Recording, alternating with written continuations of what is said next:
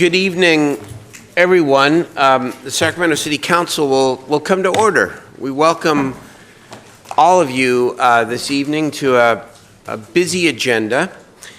Let us begin by calling the roll and establishing a quorum, please. Okay. We will start with Member Ashby. Here. Warren. Here. Harris. Here. Hanson. Chenier. Here. Guerra. Here. Jennings. Here. Carr. And Mayor Steinberg. I'm here. The quorum has been established. We again welcome every member of the public. Generally, we do public comments on matters not on the agenda. I know that there is lengthy amount of public testimony tonight, and that's great. But without objection, what I want to do is the three special presentations and resolutions first, and then we'll get to the public comment. We have three this evening.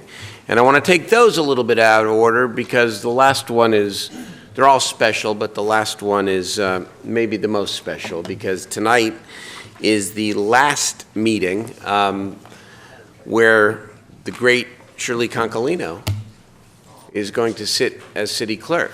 And so we want to recognize her. That's just a preview, by the way. Okay. Thank you. Of what's coming. So let's begin with the Pledge of Allegiance, and I want to ask the Chicano Latino Youth Leadership Group, in the form of the project, the leaders to please lead us in the Pledge of Allegiance.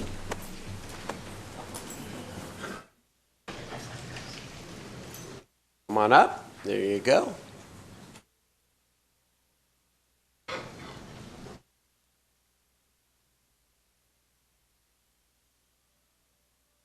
I pledge allegiance to the flag of the United States of America and to the republic for which it stands, one nation, under God, indivisible, with liberty and justice for all. Very good. Thank you. And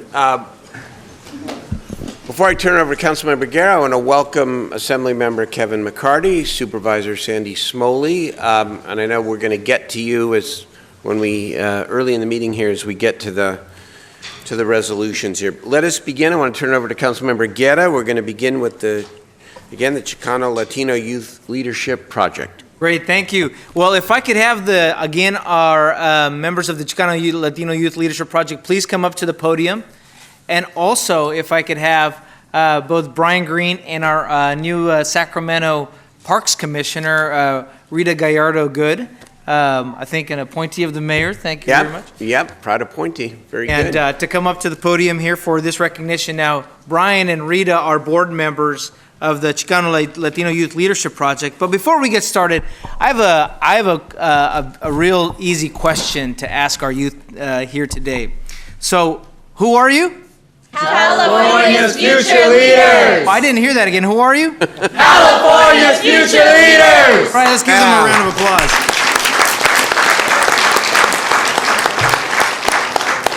So the Chicano Latino Youth Leadership Project started here in Sacramento 35 years ago, and now it's become a statewide program where they help young kids become leaders in every facet and in every way, encouraging them to look at multiple disciplines. But they've got now a program in LA, in Fresno. They just started one in the Bay Area, but it all originated here in Sacramento with local Sacramento natives and residents and folks like our past mayor, Joe Cerna, to get the program going and off the ground. And to start off with this, I want to ask our board members and Commissioner Rita Gallardo to say some comments, and we'll turn it over to the kids before we do a ceremony and resolution. Thank you. Well, obviously it's a great honor to be here tonight with you. Honorable Council and Mayor, we are so grateful for your recognition of our 35 years of creating California's future leaders. I'll share that this group started in 1982 and continues with a host of volunteers that give their time and resources to build developments and a leadership development program that establishes social, economic, and political environment studies to these young people. We are very proud to continue our work and very much look forward to sharing in the future all of our accomplishments, of course, with students that have gone through our program. Obviously, we're very proud of our school superintendent, Jorge, who was a graduate of our program. So as you can see, we create leaders that make impacts for decades and decades. Brian? Yeah, that's an important thing to note is that our new superintendent is an alum of that program and a board member of the Chicano Latino Youth Leadership Project. But more importantly, let's have one of the students speak about their experience here. So far, hi, I'm Laurel, and I live here in Sacramento, mainly South Pocket area. And the past few days, we have been doing cultural days where we have guest speakers come, and some have been through the program, and they speak out about their struggles, about growing up as a Latino Chicano child, and coming and crossing the border and becoming, and that are undocumented, excuse me. And so we have been learning from that, and a lot of us can relate to that in different ways and aspects. And so that's what we have been doing lately. And today we did a campaign workshop, and it was a lot of fun to take part in that because it taught us how we can run ourselves if we want to be a part of a board or if we want to be president one day. Thank you. All right, well, I think they're going to be president one day. So let's just have everyone give their name and then what high school they go to, and then we'll give them a big round of applause here right afterwards. Hi, my name is Samantha Rodriguez, and I'm from John F. Kennedy High School. Hi, I'm Soret Silvestre, and I'm from John F. Kennedy High School. Hi, I'm Esme Bruce Romo, and I'm from Sacramento Country Day School. I'm Gabby Alvarado. I'm from Sacramento Country Day School. My name is Realino Ortiz, and I am from McClatchy High School. My name is Jose Medel, and I'm from CK McClatchy High School. Hi, I'm Nathan Perez, and I'm from Kennedy High School. All right, let's give everybody another. Oh, wait, we got one more here. Wait, no? Oh, sorry, Laurel Gonzalez, and I also attend, Kennedy High. And Kennedy High. Let's give them another big round of applause. And again, who are you guys? California's future leaders! All right, let's give it. Mr. Mayor, you mind joining us? Of course I will. I just got to say, as we're walking down, I hope that you take in your own power and your ability to help change Sacramento and change the world. It's there. Make sure you always know that and hold on to it. Hey guys, we'll come on in here.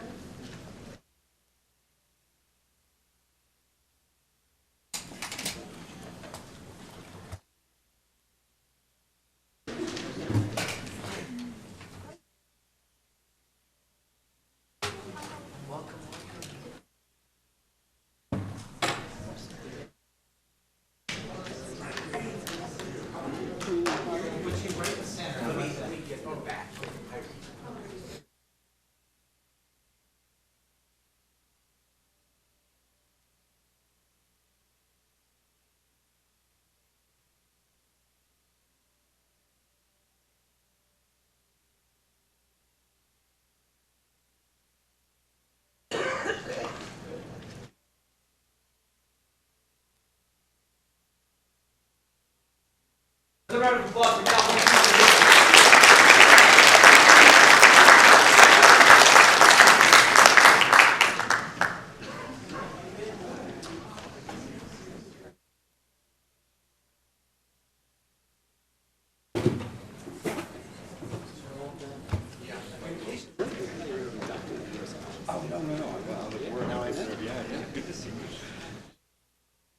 Okay, if I may. Oh, yes.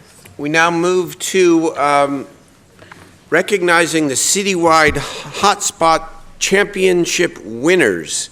And for this, I'd like to turn it over to Vice Mayor Jennings. Thank you, Mayor. So to my fellow city council members, if you had a hotspot location in your district, would you please raise your hand? Okay. If you participated in a hotspot during the course of the year, my students, would you please raise your hand and stand up? All the students, would you please stand up? Okay, I want to introduce you, and you guys come on up to the podium, please. I want to introduce you to the champions of the hotspot. which took place on June the 23rd, held at your George Sims Community Center, and participating locations were Rio Tierra Junior High School, School of Engineering and Science, your Sam and Bonnie Pennell Community Center, the George Sims Community Center, and the Oak Park Community Center. They held their first regional championship for 13 to 15, 16 to 19, and they had an open division.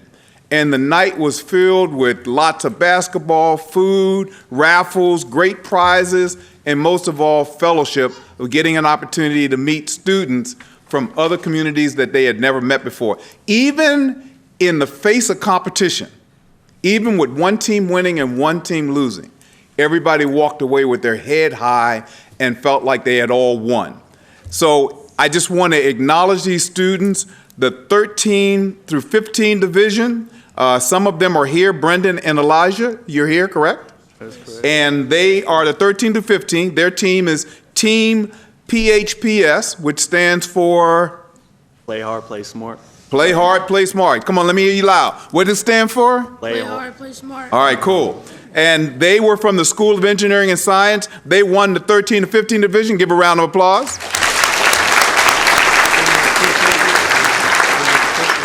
One of our teams could not be here, but I want to acknowledge them. And when you see them, make sure to let them know that they are champions. That is the hotspot location, the George Sims Community Center. It's a 16 through 19 division, and they are Team Space Jam. Give them a round, please. They are from the District 6 area. Yeah. And then the final team, this is the open division. And you see you have two of the representatives here from that team. Robert and Paul are here. Their team is no? Okay, all right. Say it one more time. Dion and Robert are here. All right, so let me get this up. Paul didn't make it. Okay, that's okay. That's all right. All right, so this is Team Crispy, and they're also from the School of Engineering and Science. I happened to be there that night. I challenged them, don't come home if you don't win, and they won the championship in the open division. Give it up for Team Christie.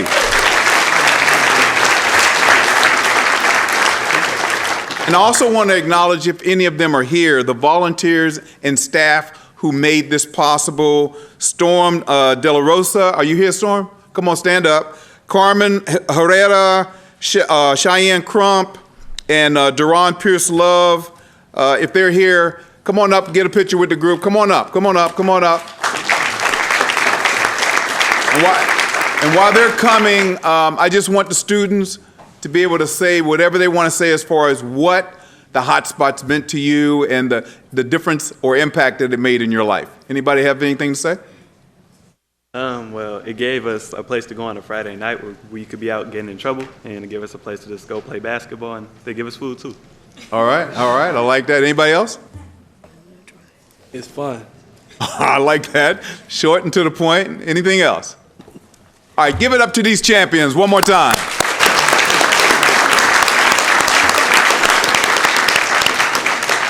So they all have been given certificates and awards for their championship. We're going to come down and take a picture, and I wanted to just bring you down to City Hall and let City know that we have champions in Sacramento. Eric, get a champion in that group.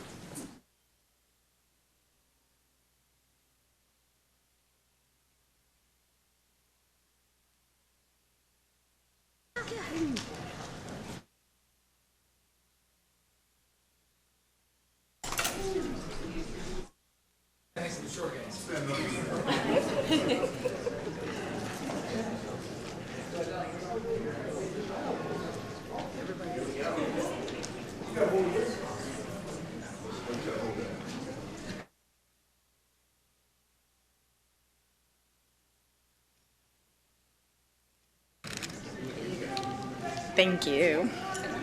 One more time, give it up.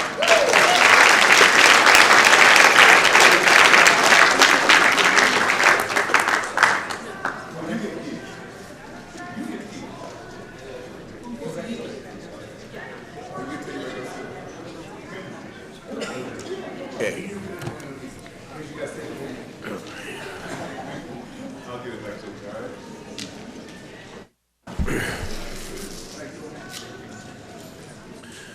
All right, we move to the last, but certainly not the least, presentation before we get to the very important public testimony, and we're not going to cut that short. But it is important that we take the time to recognize somebody who has given her life to the city of Sacramento and to the public service. And I know I have a few things to say, but I want to recognize some of the folks in the public. I think that's the place to start, who have come to honor Shirley. We don't have any slips, I don't think, but I know Assemblymember McCarty is here and wants to present a resolution. Why don't you, we know you have a busy schedule. Why don't you come up and do that? And if anybody else is here to recognize Shirley, you're welcome. Good evening, Mayor and City Council. I know tonight's about Shirley, but I just want to say it's great to be back here. This is my first time back at City Council up here in 3.5 years, and I don't think I've ever stood up here. I was back there for 10 years, and you're doing a great job. Busy agenda tonight. I pulled it up just now. Hot spots, District 6 across the city, the Aquatic Center out in Natomas, McKinley Park project focus on our water storage there, infill development. So busy night. So you're at it here at the city of Sacramento. But tonight's about Shirley Concalino, of course, and I want to come here tonight on behalf of the state of California. Your 3 representatives for the Sacramento area, Senator Richard Pan, Assemblymember Jim Cooper, and myself want to present to you this resolution, but I also just wanted to note, as our mayor alluded to, 4 years in public service, 27 of which were dedicated right here to the city of Sacramento. I know you were recruited by former Mayor Ann Rudin as the council and mayor operations manager in 1990, just over there. And if my math is right, you served under 6 mayors, and I would think 25 or so city council members, and you served with distinction. In 2003, you certainly went on to serve as our city clerk. And I just wanted to note, this is all certainly part of your record, but I think what's so important about your record, Shirley, is you're the face for the city. And not only as a city clerk, when people want to come testify before City Hall, want to file to run for city office, want to receive records, you're the person that's the ambassador, and you're such a great individual doing that job. And certainly you were very helpful to us and to all of our council members when we were sworn in, navigating the system as a new elected official. You certainly helped us along the way. So from a personal level and from a citizen level of Sacramento, I wanted to recognize that element. But from a professional level, you have served with distinction. You were certainly president of the City Clerks Association, and I remember in 2010 when I was a council member, you were awarded the City Clerk of the Year in California, and certainly you represented Sacramento well and served us proud. So again, on behalf of the state of California, resolved by your representatives here, upon your retirement as city clerk from the city of Sacramento, we wish you best wishes for a long, happy, healthy retirement. And thank you, and we appreciate your almost 4 decades of dedicated and exemplary service on behalf of the people of the city of Sacramento and on behalf of the people of the state of California. Congratulations. Well, go down and get it.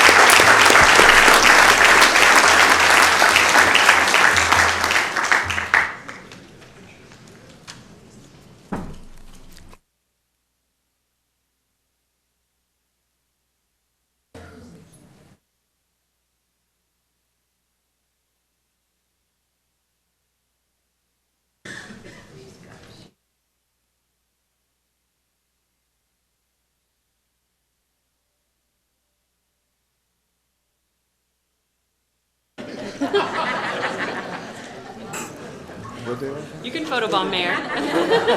Who was photo? Mayor? What is this?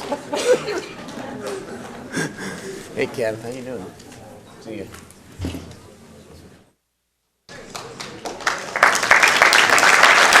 Hey, thanks.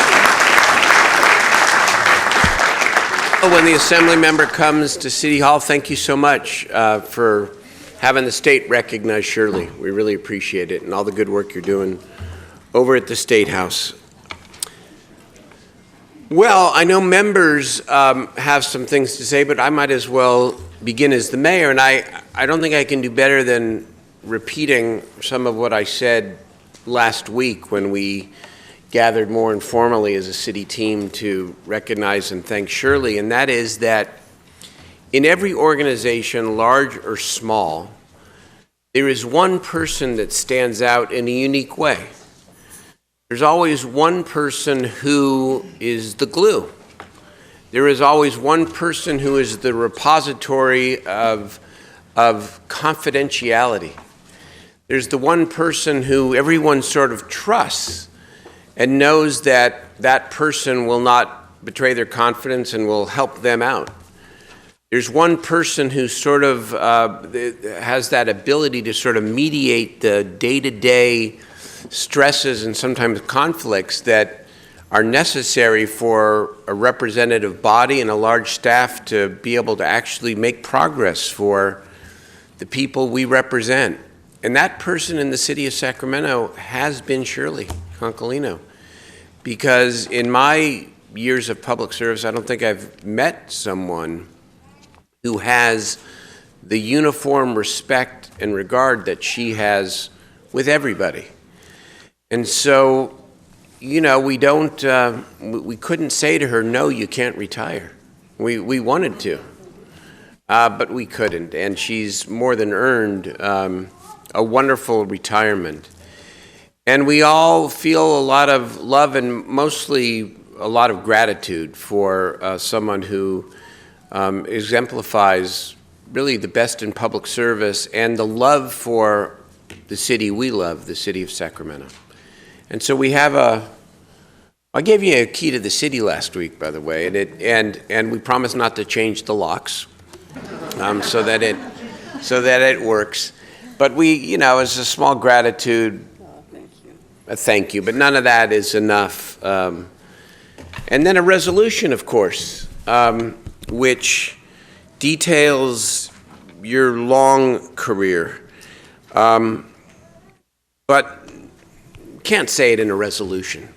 So enjoy this, but remember the day-to-day, the year-to-year, and the tremendous relationships, but as important, the tremendous contribution you have made to our city. Thank you so much. Thank you. We're going to miss you. Other members?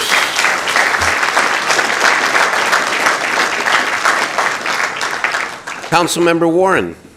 Thank you, Mr. Mayor.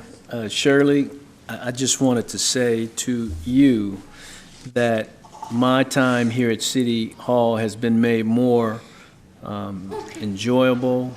I think I have learned more, and I think I've been comforted more by you than any other person here in City Hall. And so I just want to say that from me to you, I think you're a beautiful person, both inside and outside. You are smart, strong, and yet gentle and easy to talk to. You have helped to guide in a way that I think allowed the process to really be what it is, but to help us understand what the realities of being here at City Hall and the responsibility of being a council person is. And so I am truly going to miss you. You know, I think you're a comforter to a lot of us. And I wish you nothing but the best as you go on to your next journey, and in your retirement. Hopefully you will peek your head in City Hall from time to time and say hi. But I really hope that you take the time away from here and really enjoy and do the things that you had always wanted to do, and enjoy your time that you've so well deserved and really earned by being in this building for as long as you have, which is not an easy task. So I wish you all the best in your retirement, Shirley. Thank you so much. Councilmember Carr. Well, Shirley, when I think of you, I think of a term we used to use back home, and the term is salt of the earth. And you would hear people say, he or she is the salt of the earth. And what that meant was that this was a person who was truly decent, who was reliable, who was trustworthy, who was honest. And it's not been an easy job. You're working for 9 different individuals, and all of us expect your undivided attention. And you're able to do that over a number of years and make us all feel that we are your favorite council person. So for that reason, I've specially selected a gift for you. And that's the other thing, Shirley. You do it with a smile. You lighten up our hearts, regardless of the stress or the tension of the situation. You're able to smile, and you're able to make us smile. And I will truly miss you and appreciate all the things that you've done since I've been here. Thank you very much, Shirley. Thank you. Councilmember Hanson. Shirley promised to not make her cry, made me promise to not make her cry. I didn't say I wouldn't cry.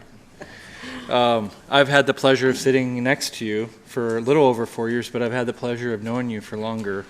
And today, as I was reflecting on your career, which is a tremendous career by any measure of not only public service, but professionalism and leadership, I thought about the early days when people were next door in Old City Hall, and the changes you've seen in this city over those years, the changes you've seen at this dais. But I've also noticed you've helped lead through your efforts much of the change. You've helped bring the council into a new generation where we don't have huge piles of paper agendas that we have to lug around. Our clerk's office tweets when an item is up so that people know what we're talking about. But just the day-to-day face that you provide for the city, there's lots of old sayings that apply, but there's also lots of new sayings. And I think your one about keep your heels high and your standards higher is a good one. But it's true that we stand on the shoulders of somebody who's been a giant in this industry and a leader for the state.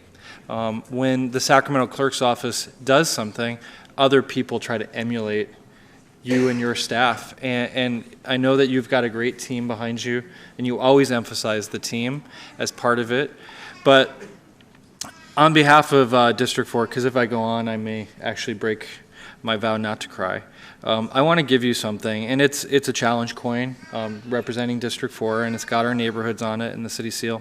But it's got 3 things. Our national motto, which today has been tested through somewhat unwise decision-making, but it's that from many come one, e pluribus unum, and it continues to be a unifying force, even as you look around this room. Many different walks of life, people from different economic backgrounds, social backgrounds, ethnicities, countries, genders, sexual orientations, and together we can be one. Our city motto, the original one, Urbs Indomita, indomitable city, that same spirit that Mr. Carr was just talking about. We smile in the face of adversity, and we take it on and we conquer it. And then finally, something I learned from a Jesuit friend of mine who happens to be governor, Age quod ages, which means do well what you're doing. And it basically is about doing good, but also focus. You've brought so much time, energy, and attention to the clerk's office. Well, selfishly, we don't want you to retire. We know that you've earned it, and that while we'll miss you, this is a great thing for you, and our city is in good hands as we go into the future with our next clerk. So, Shirley, thank you for everything. Thank you. Yeah. Thank you, Councilman Hanson. Councilmember Harris. Shirley, don't cry. Oh, I'm doing fine. Okay. I can't help but think that you've been an incredibly good parent. And the reason I say that is because you've sort of filled that role for us in a way. You've been the binder to keep this lot together and on track. You've done it with such an even keel and level head and such a wonderful demeanor. I just have to say that it's been my absolute pleasure to know you and to work with you. I've learned a lot. I've shared a lot with you. You know, you're just a tremendous person. You're solid gold, and we're going to miss you very, very much. Thank you. Thank you, Jeff. Councilman Guerra. Shirley, thank you very much for all of your years of service. I think, anybody who has been able to work with so many mayors, so many council members, and help guide this city to where we are today, there's no level of gratitude that we can give you. And I want to personally thank you because you helped me come into this council right in the middle of a year during a budget cycle when everything was moving at a million miles an hour. And you helped not only me, but our council office staff and the district staff get up to speed so that we could be prepared. And by doing that, you helped us, respond to all our constituents and making sure that they felt that they were having all of their needs met, and to help us accomplish our goals. So I just want to thank you for the level of professionalism, your dedication as a public servant, and most importantly, inspiring us to achieve the most, even if we're only around 5 feet tall. But thank you, Shirley, for all your years of service. Thank you. Vice Mayor Jennings. Thank you very much, Mayor. I want to start off by saying thank you for everything. And I think every council member so far has said the same thing, and I just want to join them in thanking you for everything. From the very first day I stepped foot into the building till tonight, you have been there for every single thing that I've ever asked you for, and been there for every single thing that I've needed. And I've talked to you personally, so we've had a conversation about how I feel about you, but I want everybody in the chamber to know that I know I'm your favorite. I know it, you know it, and it's important for them to know it. So I just want to put it on the table right now so that everybody knows I am your favorite, and that's all there is to it. That's funny. And so, because I'm your favorite, and I didn't want to cry during this time, I wrote a poem for you. And I'd like to read the poem. Okay? You started this journey so many years ago, and now it's time to leave this place. You set the standards for all to know. You brought new strategies, energy, passion, and vision to accomplish your will. Everyone marveled at your work and that contagious smile as you use your gifts and your skills. You set the highest standard for yourself and others to follow, and you modeled honor, pride, and dignity. We all saw the best come out through you. So don't, as you depart, waste 1 minute wishing for things that might have been. Instead, from afar, watch the seeds you've planted grow and keep smiling from within.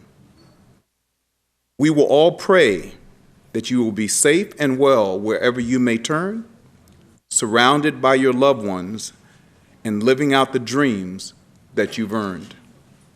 And so, in the quiet of the day or night, may you hear each and every one of us say, "It is our pleasure to honor you, our friend, on this day." No. Well, all I can say is no wonder you're her favorite.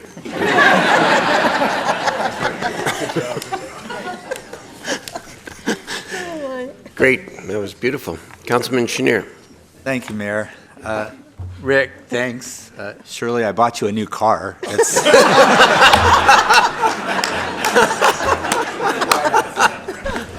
he's my favorite. I'm going to be brief, and we've had a conversation, and we'll have more. Bottom line is the city is much, much better off for you being here for all these years. I mean, I don't know that you can say that about a lot of people. The stability that you brought, the kindness that you've shown, keeping us all in line. I think Jeff is right on the parenting part. It's really been a wonderful experience to be able to serve with you, and I will miss that greatly. And you've been here a lot longer and you've seen the council ebb and flow, and I've had some ebbs and flows here as well. And, knowing you were there and having those conversations with you during some of those more difficult times was really a lifesaver in many ways. So I just want to tell you how much I appreciate it, and wish you nothing but the best. I know you'll be back around and will continue to watch over us, and I'm sure if we do something wrong, you'll be back. So we look forward to that. So thank you for everything you've done. Thank you very much, Jay. And last but not least, Councilmember Ashby. You know that feeling you get when you're like, I don't want to say anything, so I'm going to start crying, so I just don't want to talk at all. So I'm struggling with whether I say anything and risk it or miss the opportunity to thank Shirley. This is so hard for me. It's the only chair that hasn't turned over since I've been here, the only one. She's the continuity for me.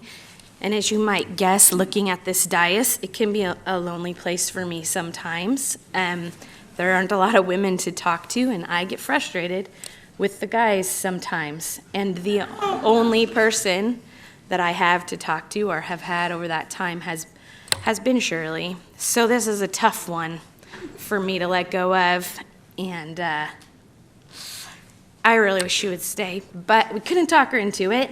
Twice we have averted this crisis in the time that I've been here, and I think this time she was ready to go. Mindy, there's no way to replace Shirley. All you can do is follow her and do the best that you can, and I don't know what it is about her. It's something really special in this building, in politics, and in this world that we work in. It's really hard to maintain those relationships and have that level of trust from so many people and make everyone feel appreciated and valued. And there are moments when you're up here and you don't feel that way at all. But Shirley does that. And I'd just like to give one example. And it's all from my perspective, because that's the only perspective I have on this one. But recently I won an award, and it was a pretty big award. It's a Women Who Mean Business award. They don't usually pick elected officials, which is why it's such a big deal. But sometimes you want to be careful how much you toot your own horn when you're a council member, so I didn't say much about it. And I didn't do like a big thing and tell everybody that I won it, but the people that give the award out, which is the Sacramento Business Journal, you know, they wanted to have a presence there, like who from your work supports you. And I had the hardest time thinking, like, can't even look at you, Shirley. Who could I go to in City Hall that I wouldn't feel bad asking to come and sit with me and support me? Like, I don't know why it just felt weird to ask somebody to come honor me with me, if that makes sense. And the only person I could think of that wouldn't judge me and would probably want to come, besides my team, was Shirley.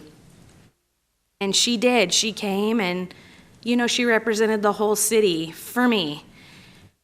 And it was enough for me to feel supported by the whole city. So there's a big hole for me as you walk away. But you have earned it, and you are a great mom.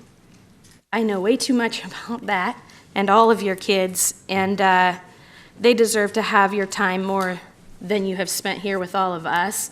So I'm glad you're going to go do that. But Shirley, from the first moment that I walked through the door at City Hall to this day when you walk out, you have been the continuity for me. So thank you very much.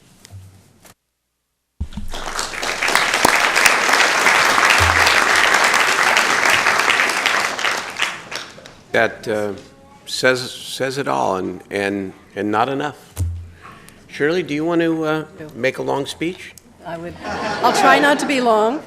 And in keeping, I was very intent about not getting emotional, and I think Angelique has made that difficult. So I will do my best to get through this. I'll try to keep to the 2-minute limit. I know. Let's start the clock here, please. No, you have as much time as there you are a need. few things that I do want to say. This has been the greatest honor and privilege I think that anyone could have ever asked for. And all of you who know me know that I love my job. And part of the decision and knowing that it was time to retire was very difficult because I do love my job. And most importantly, though, I love the people. And I really do love the people. And I really did try to make a relationship and to establish one with every single person that not only I worked for, but that I worked with. And I tried very hard to see the world from their viewpoint and to have an understanding of where they might be coming from and what they needed from me. At the same time, I had a vision for the city and for the city clerk's office, and I was so fortunate with the team that I have. And no one does this alone. You're only as strong as the team that you have. And the team that I have is the most awesome team ever, and the city clerk's team rocks. And I really want to say thank you, and I appreciate every single person on that team and all that they brought with me and along on this journey to help us be successful. I want to thank Mayor Rudin, who was the first mayor who hired me and took a chance in hiring me. I want to thank the council members and the mayors that followed. I want to thank Mayor Fargo because she was the mayor at the time and with the council at that time that took the risk to appoint me as the city clerk for this city without having been a prior city clerk. So I had to learn fast. And I had to figure it out, and I was committed to doing that, and I dove in, with all, feet and whatever else, and just figured it out. And the more I got into it, the more I loved it, and the more I decided, you know what, this is good.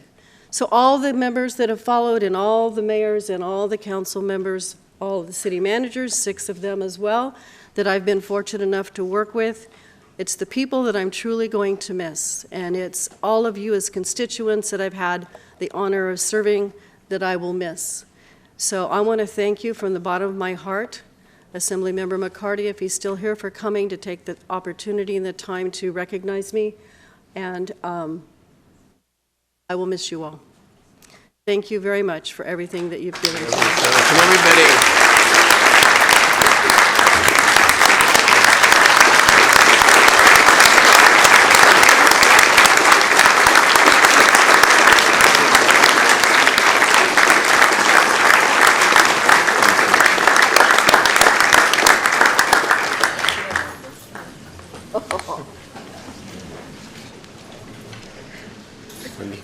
I'm going to take that. Thank you. Oops. We'll be seeing you soon. All right. Okay. See you tomorrow. Not going anywhere yet.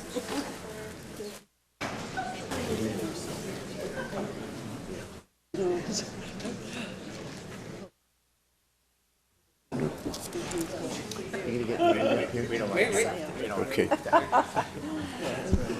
We're going to introduce her formally, I think, next week, but Mindy Cuppy, who's our new city clerk, is welcome to come on up, and I think you're going to sit second chair tonight to learn from the master.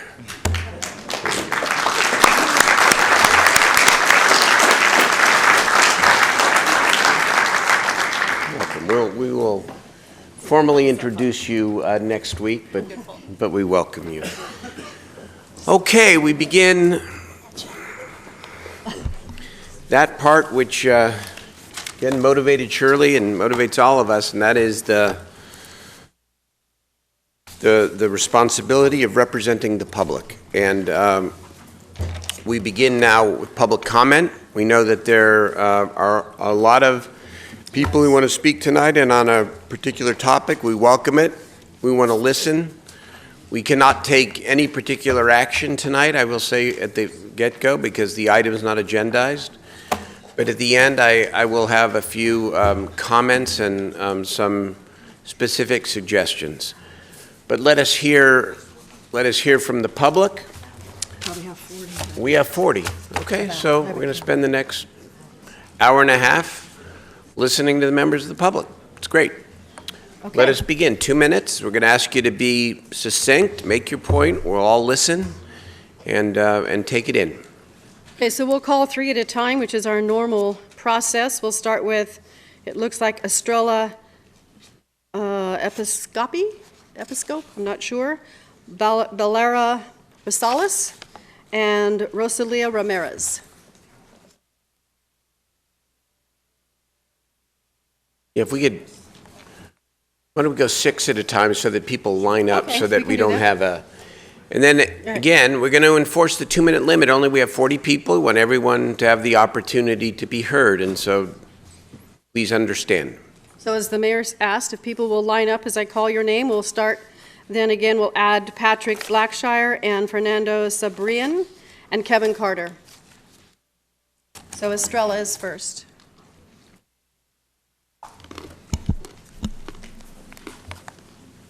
Welcome to you. Okay. Please. My name is Estrella Episcope. And I'm sorry. Okay. You okay? Nervous? Or you just little? Little. So We'll stop the I'm here clock for a because moment here, okay, so that the our speaker rent can, is, so high. Okay, she's stopping. Well, so we'll go back to 2 minutes. You don't lose any time here. We want to hear from you. So you want to introduce your name? Are you? Yeah. So he started it again for you. Okay. Okay. I'm Estrella Episcope. I live in Cedar Ridge apartment. Ridge. And Yeah, move the mics I'm down. here because I cannot afford. I cannot afford the rent. So she's here with their son Joseph. So they've raised the rent on them 2 times plus utilities in the last year, doubling their rent. So she's here with a bunch of her neighbors asking for rent control and just cause ordinance for protections. Yeah, and then Angela abusing me. Okay, you're welcome to continue, but we want to welcome you and thank you and tell you that your voice is being heard. Your experience is being heard. We're taking it in, and we're going to respond. Do you want to just leave it at that? Do you want to just, or how are you doing? Okay. Is it okay if we can move on to the next speaker, please? Yeah, sorry. That's okay. It was an emotional moment. No. If you have something else you want to tell us, it's okay. I think what you said was powerful, even if it was brief. And Angela abusing me. The apartment is so very high. I cannot afford anymore. Yeah, you mentioned that. It's okay. We'll make sure to follow up. Yeah, but what kind of follow-up? No. We'll follow up with the letter, so it's okay. Okay, the highest renting, I start on the 695, 750, 862. Now it's 1085. Yep. So she's just sharing her rents, how they've gone up.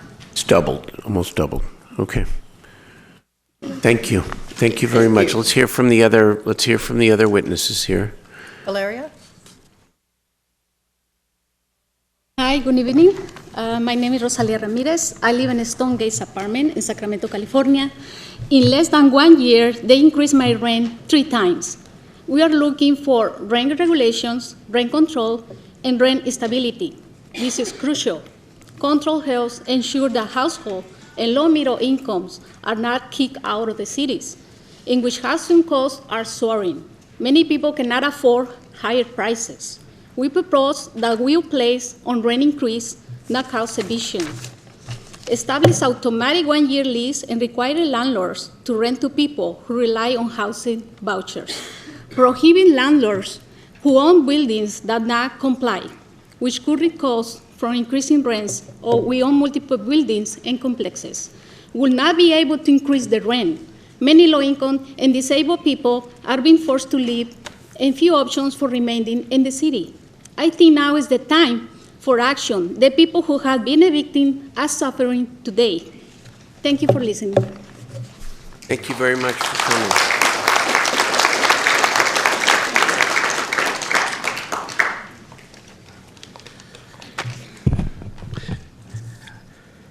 My name is Fernando Cibrian, Director of Community Organizing with Mutual Housing. We are currently providing housing for over 3,200 renters. We charge affordable rents, accept housing assistance vouchers, maintain our properties in a manner that renters can be proud of and neighbors appreciate. And we have a just cause eviction policy. Our rent increases are in small increments, and we only increase rents as property expenses increase. Our CEO recently attended the Renters Town Hall held in Oak Park. The stories from renters she heard there were the same types of experiences we hear from applicants to our housing, people on our waiting list. That include landlords who refuse to accept city housing choice vouchers, households getting served multiple rent increases within a year, increasing rents sometimes over 50%. People with low incomes being charged deposits for apartments that then never materialize, and the managers refusing to give back the deposits. Property managers refusing to make needed repairs. Renters being evicted without cause or bullied out of their leases so owners can re-rent to people who can pay much higher rents. We know that you each care about the stability of our neighborhoods. The practices of many of the rental housing managers in our city and the practices of many out-of-town property owners make us embarrassed for our industry and bring shame in our city. Other California cities have adopted renters' rights ordinances that improve the lives of renters and help create a more level playing field for renters and property owners. We urge you to lead on creating a city that is fair to renters and helps stabilize our neighborhoods and schools by helping to stabilize the lives of renters' families. Thank you. Thank you for testifying. Next.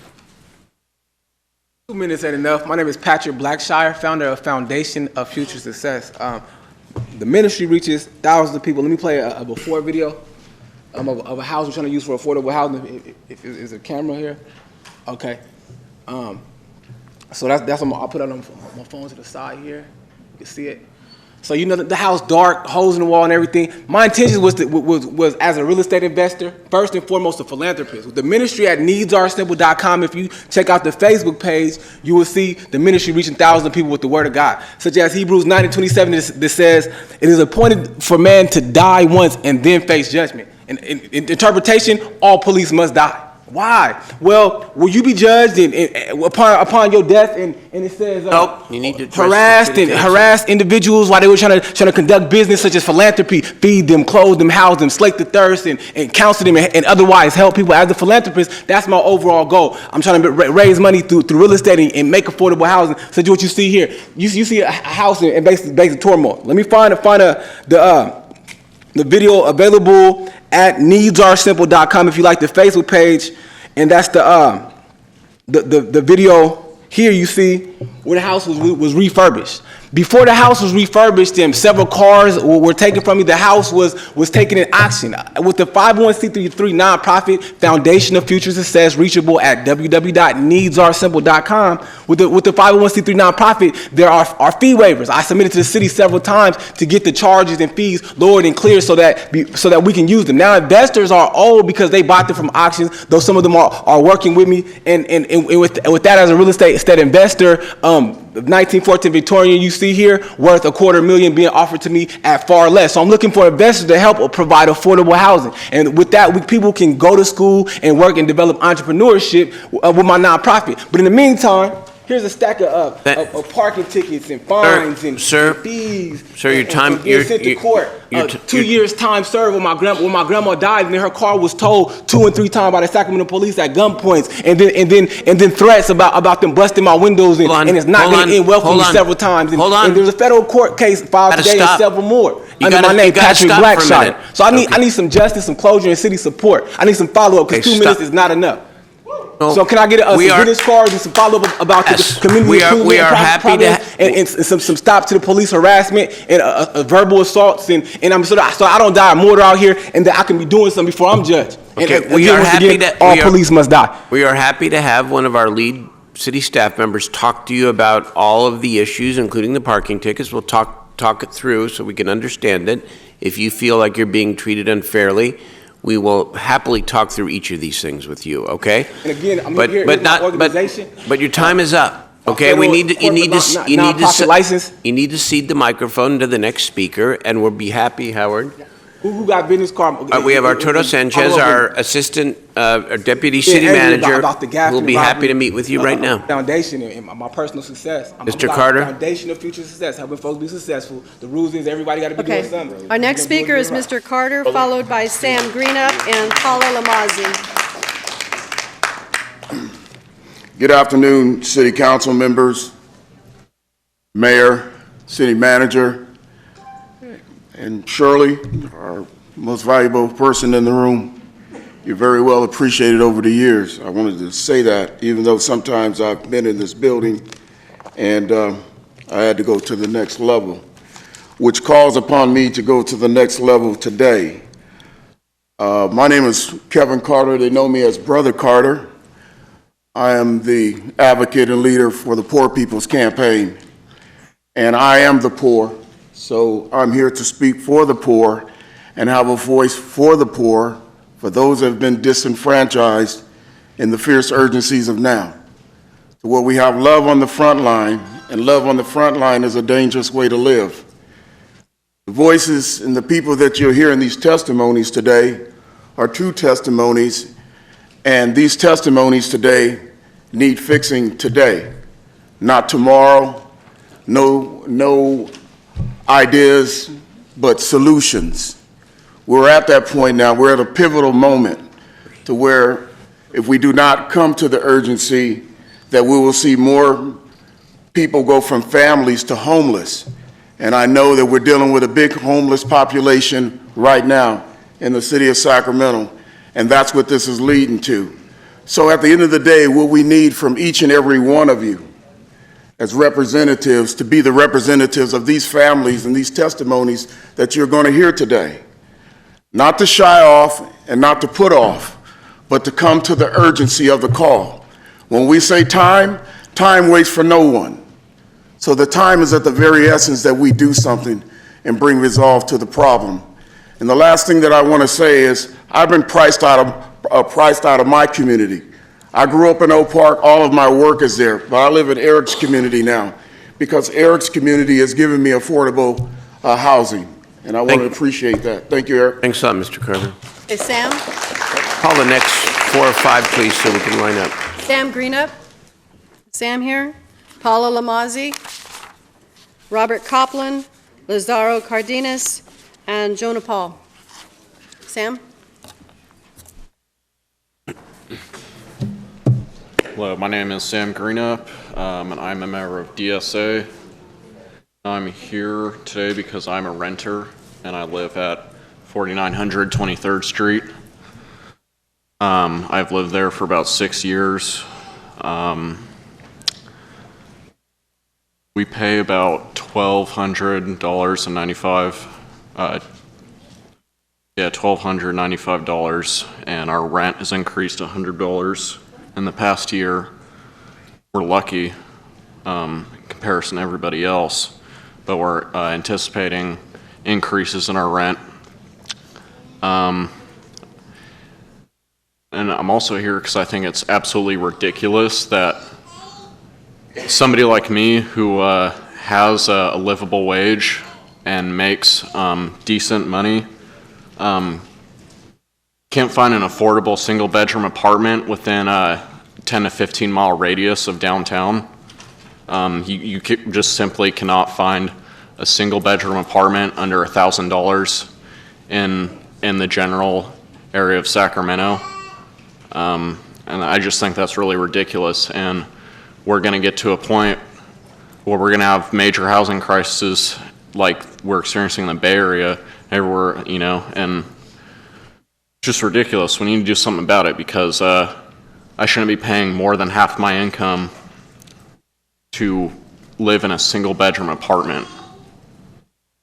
And we need to do something about it. And I'm pretty well off considered to a lot of other people that are going to be speaking.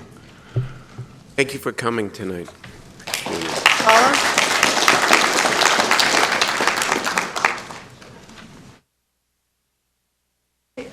Congratulations, Shirley, for your going on to new adventures. My son and his father right now have to move because of the rent increases, and so they couldn't find a place in the Sacramento area and are forced to move to Marysville. So they're moving this week to Marysville. My daughter lives in South Sacramento. They just raised her rent $150, and she has an arrangement with child custody where she's living right now, she can see her children a lot because she's living right near there. But now she's going to have to move because she can't afford the rent. I just talked to someone I've known that has lived here for decades, and I've known him for so long. And he called me today and said that he's moving to Stockton because he can't afford the rent here. So the rent increases are just happening just recently, and it's breaking up families. I just wanted you to be aware that it's affecting a lot of lives. Thank you. Robert? Well, it sounds like what's happening at Cedar Ridge and Stonegate apartment complex is happening in other parts of Sacramento too, and I think that's wrong. We need rent control, just cause housing, more housing be built in Sacramento. And how much is in a boomerang fund? And how much does that go into affordable housing? And the housing trust fund? I bet I can't get an answer to that one. I think about 20% of the boomerang fund should go to affordable housing in Sacramento. My niece can't find a place in Sacramento. Thank you. Lazaro?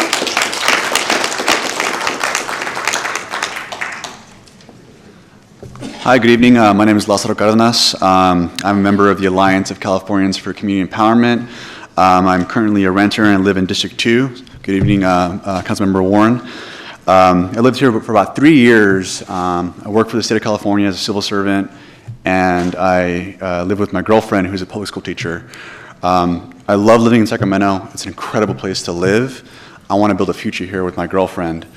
But when I look at the rising rent and the costs and lack of options to build a home and build a family and be here, it's becoming less economically feasible for me.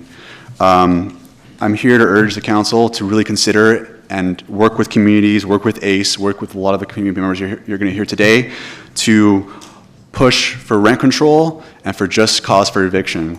People need protections. You know, a pro-development agenda is not the only solution. It's a part of the solution, but we need protections for families, for working families now. We needed them yesterday. So thank you for your time, and I urge you to consider, listen to the voices here, and hear us out. Thank you so much. Thank you for coming in. Our next speaker is Jonah. Following Jonah will be Jane, it looks like it's Manti, Ashley Crabtree, Eric Frame, and Fago Clark. Hi, my name is Jonah. I am from District 4. I am a renter. Next week, my rent is going up 20%. It's going up from $950 to $1,200. My landlords refused to sign a new lease with me, going on a month-to-month basis, and this is a common story for renters across the region. To be a renter in Sacramento these days is to live in a state of heightened anxiety at all times. We have 2% vacancy rate. We have the fastest growing rent in the country. And the consequence of that is that renters do not feel safe, and they will act according to the necessities of their needs and organize politically. I'm with Democratic Socialists of America. We held a town hall 2 weekends ago and got over 150 tenants to attend. They shared many stories of habitability issues, raising rents, and almost every tenant there was ready to organize and to demand just cause eviction and rent control in Sacramento. This is something I urge you all to consider today. We can't wait another year, 2 years, people are being evicted. My next door neighbor is a cancer patient. My landlords know this. He's lived there 10 years. They gave him a no-cause eviction. They said that it was because of the money. It didn't meet their bottom line. He's gone. The writing's on the wall. We're next. We're just the tip of the iceberg. We're in a deep crisis, and we need to act immediately. Thank you.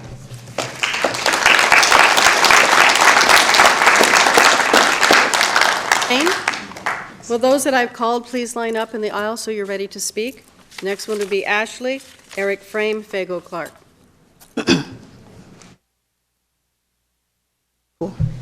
Hi, Council. My name is Jane Manti. I'm a part of the Sacramento Tenants Union. I've lived in apartments in downtown and Atomas where property managers were all too ready to raise rents, found every way to take your deposit, and most recently in Oak Park, have lived somewhere that had mold. Their recourse was to say, just leave. Now, the city did not make it easy to understand what the law says and what my rights were as a tenant. The city was essentially no help in resolving my issues with my landlord at the time.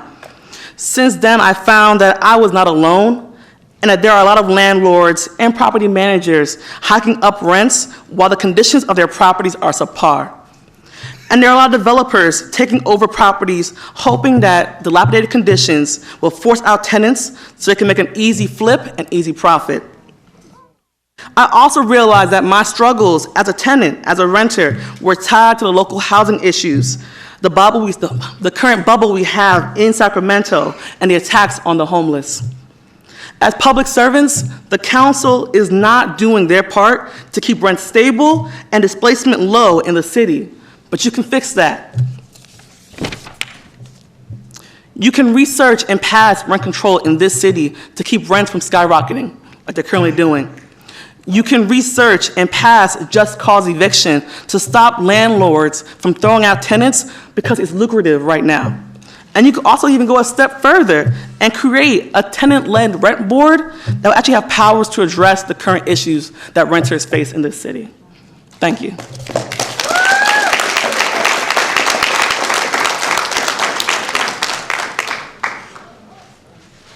So back in April, I started a group feeding the homeless here in Sacramento. I realized that we have a long time until we're going to get something like Warren's plan up and ready. So at this point, we need something that's necessary. This is something necessary for these people is, food. When I started this, I met a young man who was extremely down on his luck. His name's Robert. I sat down with him and I asked him if I could write a little kind of journalist kind of thing, for him, asking about his childhood and how he ended up on the streets. So I typed up a whole story hearing about how he had been sexually abused and abused in general by his parents his whole life. And when he turned 18, he was left out on the side of the road with a backpack by his father. Ever since then, he's been trying, being a kid, to get into some form of housing, trying to figure out how to suddenly become an adult, not having any form of support system. So I ended up getting up to about 20,000 views so far in his story. And in the process, his mom happened to find him after looking for him for 5 years. I didn't realize how hard it was to actually get people off the streets until I started trying to help this kid. I went in and I sat in the library for 4 hours trying to talk to a navigator 2 days in a row. We sat there and waited, and this poor one person could not get through how many homeless people were trying to get off the street, actively trying to get help. I don't know what the solution is as far as long-term goes, but it seems like now we need more people that are educated and know how to get people off the streets. We need them walking the streets looking for these people, because one person in the middle of downtown isn't going to do anything for 13,000 homeless people in a county.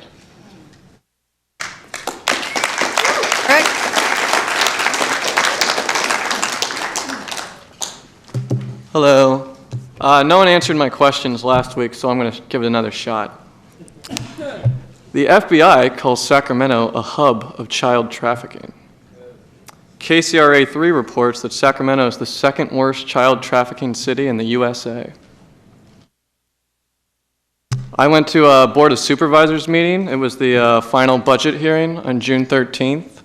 The DA gave her presentation, and she only dedicates under $100,000 to human trafficking If we are the hub of human and child trafficking, why does the DA dedicate less than $100,000 to it?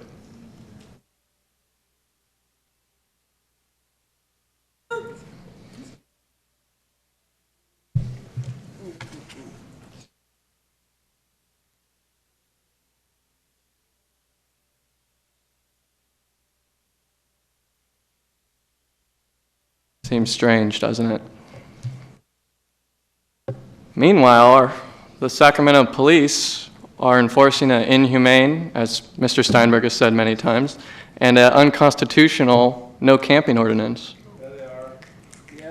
Why don't we end the no camping ordinance since it's unconstitutional and inhumane and put the cops on, investigating child trafficking, maybe, since we're the hub of child trafficking?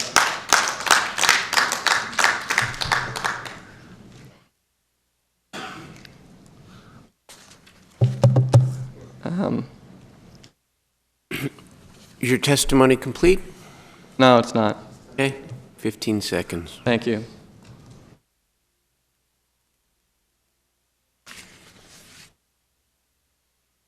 My girlfriend's looking for an apartment, and the cheapest thing she could find is 425 square foot studio for $1,000 a month. Thank you. Your time is up.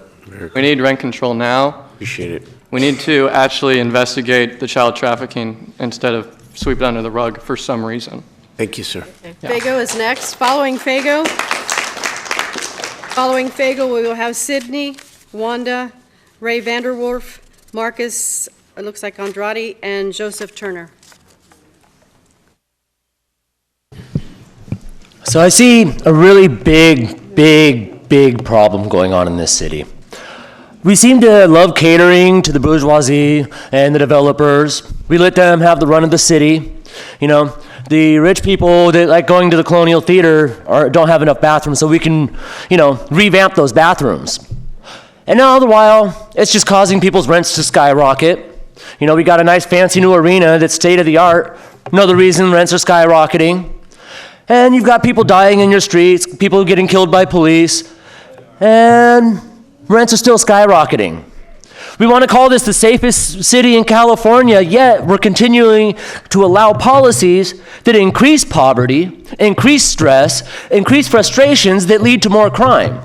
We're forcing people, lifelong residents who've lived in Sacramento for generations, out onto the streets to be criminalized by inhumane ordinances such as the camping ordinance, and then you're looking at doubling down in any chance of them trying to scrape together a meager survival while they're out there. You're going to make that illegal too. So, I'd be willing to bet half the people that are going to be speaking tonight are a paycheck away from being out there on that street, and you're doing nothing to curb it. You're doing nothing to address the issue of homelessness other than if you feel good, we get a whole bunch of millions of dollars that's going to be eaten up in administrative fees, and the homeless aren't going to see maybe like 10% of that. Yeah. How about we actually do something that's going to help our community? How about we put rent control in so more people don't end up on the streets? The clock is ticking. You've only got, 94% of all the housing in Sacramento is already being used. You're not building more fast enough, and instead of actually taking care of your citizens, you're catering to the bourgeoisie. How about you take care of the people first? Sydney?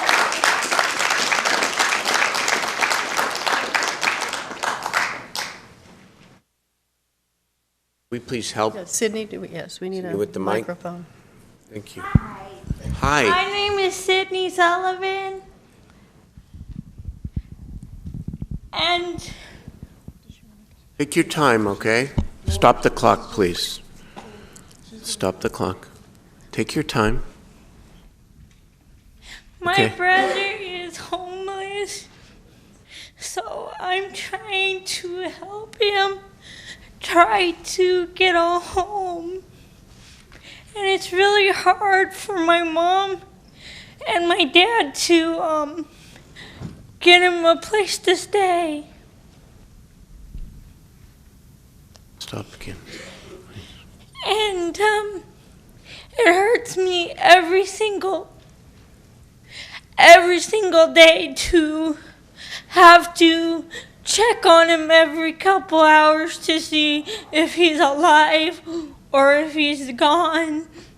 from the world, and I'm not very happy about it. Sydney, can I ask you, could we connect you tonight with one of our city staff who then maybe can get in touch with your brother and see if we might do something to help him and help you? And help all of us Well, that are involved in all. we understand. I could talk tonight, as we have many weeks, about what we're doing as a city of Sacramento to help get 2,000 people off the streets over the next 3 years. But tonight, can we do something to help your brother? Yes, you can. Okay. That I can try to get you in touch with my mom or dad tonight, Okay. if I can. Well, we can do some of the groundwork here. We just need to connect you tonight to Sergeant Galliano, who's back there, who helps a lot of homeless people. So if we can make that connection right there, he's the gentleman in the uniform, Sergeant Galliano. We'll be over there after I finish speaking. Okay, that's fine. So thank you so much, Sydney. We'll do. Thank you. I'm so glad you came to City Hall, and let's see what we can do to help your brother. Okay, honey? Thank you.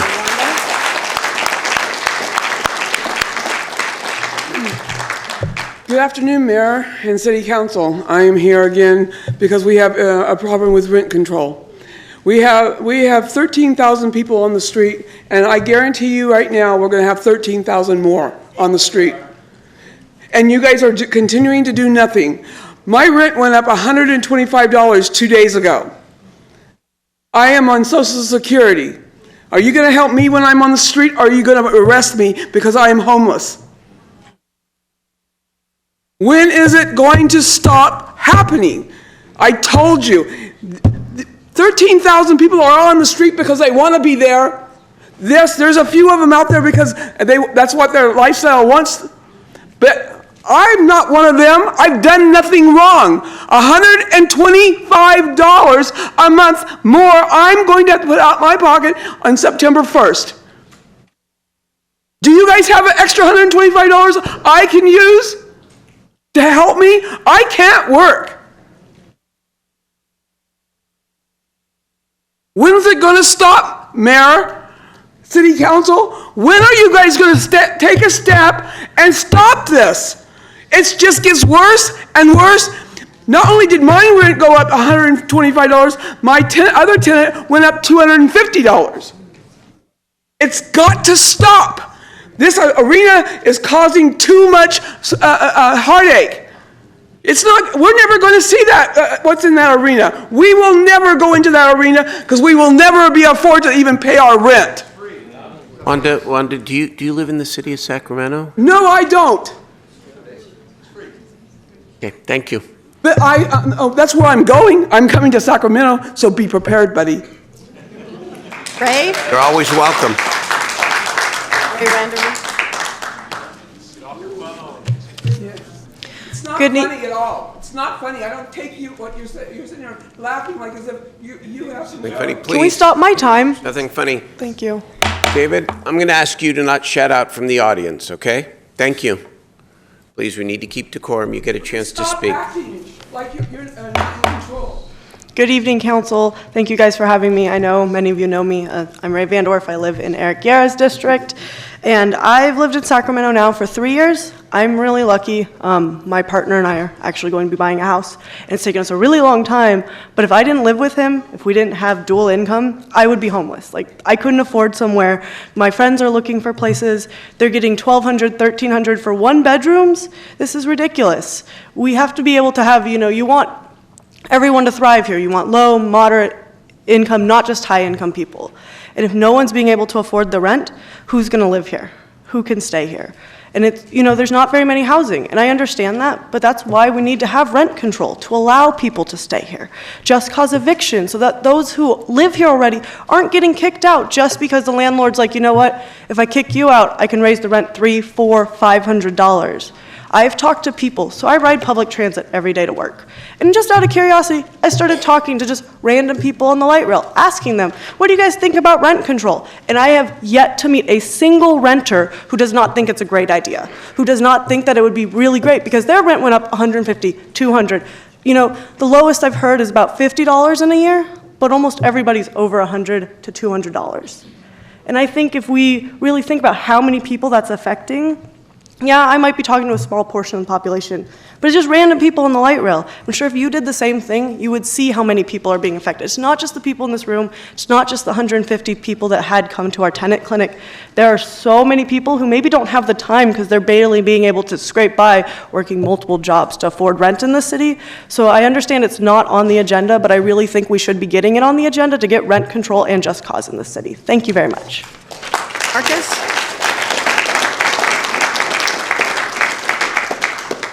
Good evening. Just a real quick story on city clerks. So when I was in high school, my senior year, the Rotary Club had us volunteer for different things. And the mayor was too busy that day, ironically, and so the city clerk took over for the mayor's job and showed me what the city clerk did. So I don't know you very well, but clearly I know a few people up here, and the praise you get, you must be an amazing lady, and so thank you on behalf of the Sacramentan. And you. other city clerks that, I knew. Anyways, Thanks, appreciate it. So real quick, Councilman Ashby and Councilman Hanson, I had lunch with George and Peggy, and I can't say their last names, but they both said to say hi to you. He just had open heart surgery, and so he's doing well. We had lunch. He had a Bloody Mary. He's doing good, but they said to say hi because they knew I was coming here and they can't be here today. So real quick, there's a lot of people here, and it's great to see this turn out for a city council meeting and that this many people care about their city.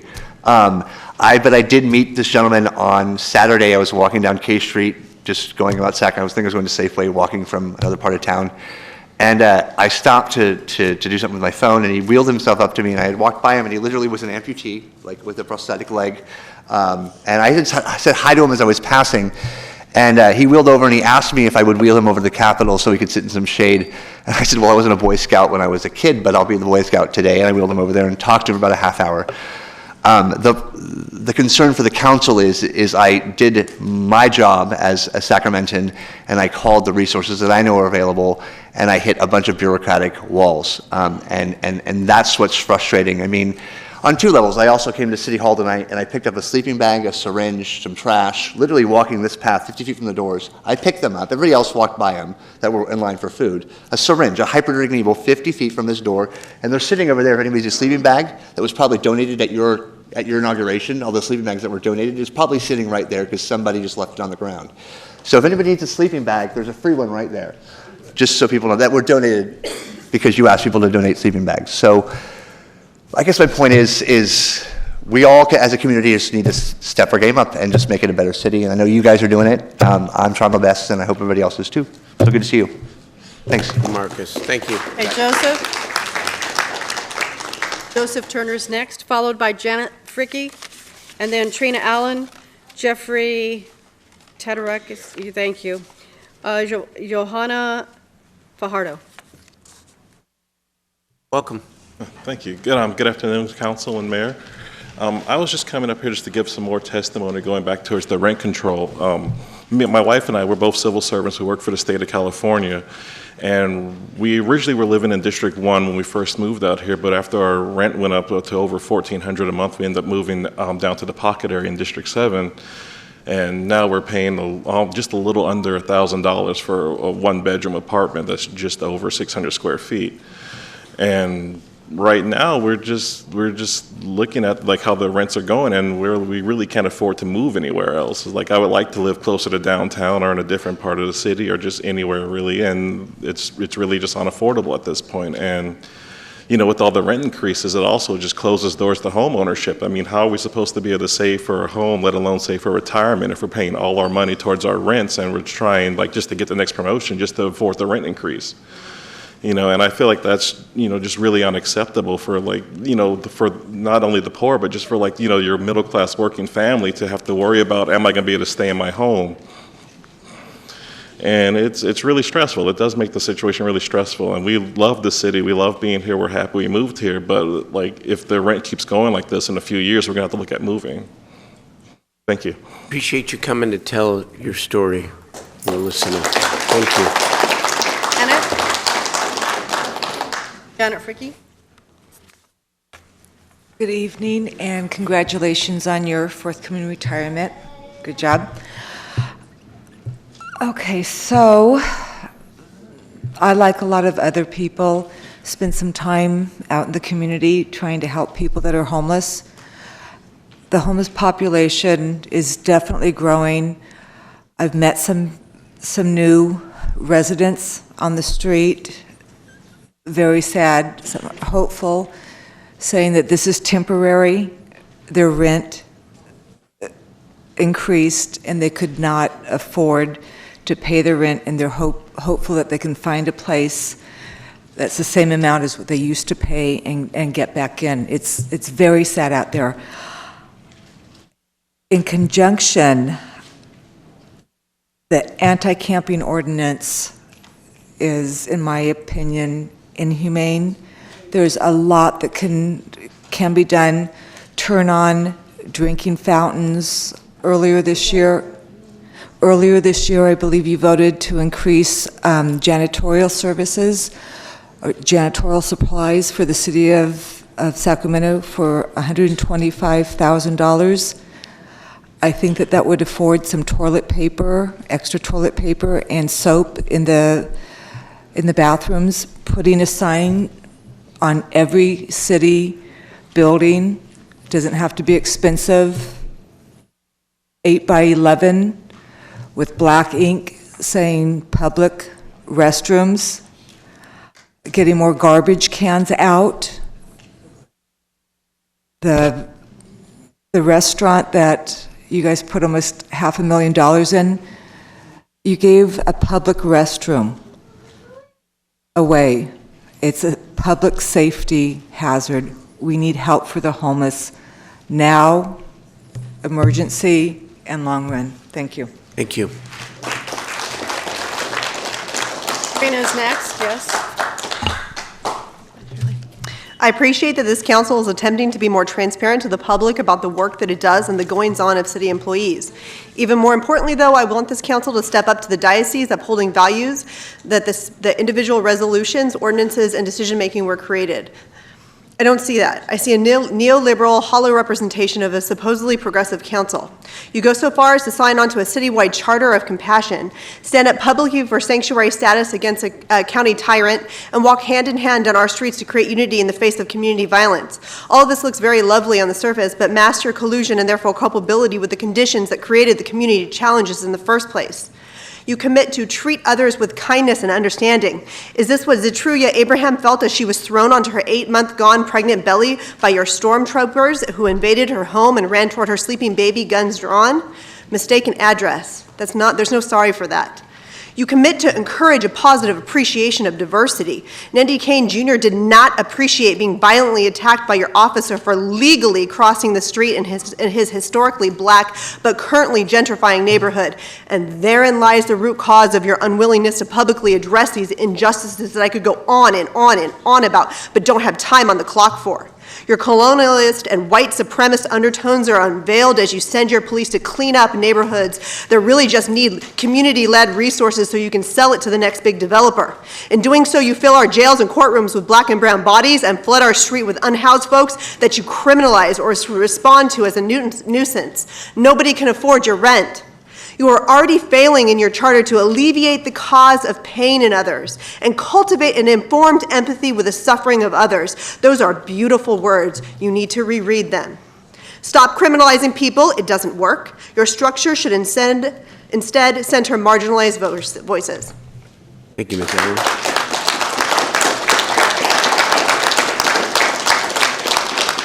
Following Jeffrey then is Giovanna, and then Maria Godinez, Jeffrey McGee, or Jeff McGee, and Russell Rawlings. Hello, Board. I'm Jeff Tartagia.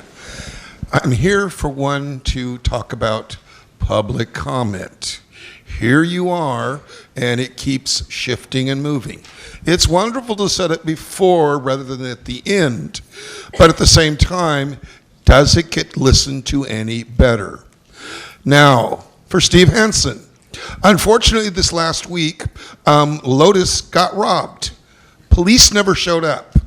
Also, we've had 3 or 4 times where it's 3+ hours for something right next to 4th Street, right next to the arena. These events are occurring. I've watched your mounted police. I've watched your, shall we say, bicycle officers come by. They make a nice presence. But when something goes wrong, it seems like everybody is busy, focused on the arena. Now, this is something, Mayor, you or when you were a measure, you know about affordable housing, everything that was done. And yet look how quickly the last year, everything has been undone related to affordable housing. Again, I can go back to Steve Henson. The reason I brought up on that last project of 30% of his income is affordable housing. How little of that is being generated in affordable housing in the city of Sacramento. Now, I've got 30 seconds. Please re-examine. Also, I hope you have a representative at August 9th, and you know what I'm talking about when I say that, for Sacramento steps forward as federal dollars and money. I hope that some of your other individuals spend more time in your community finding out. Steve, you did for $600,000 homes, you did a little safety watch or anything Jim, else, I believe. Thank you very much. Your time is up. Appreciate it. Giovanna?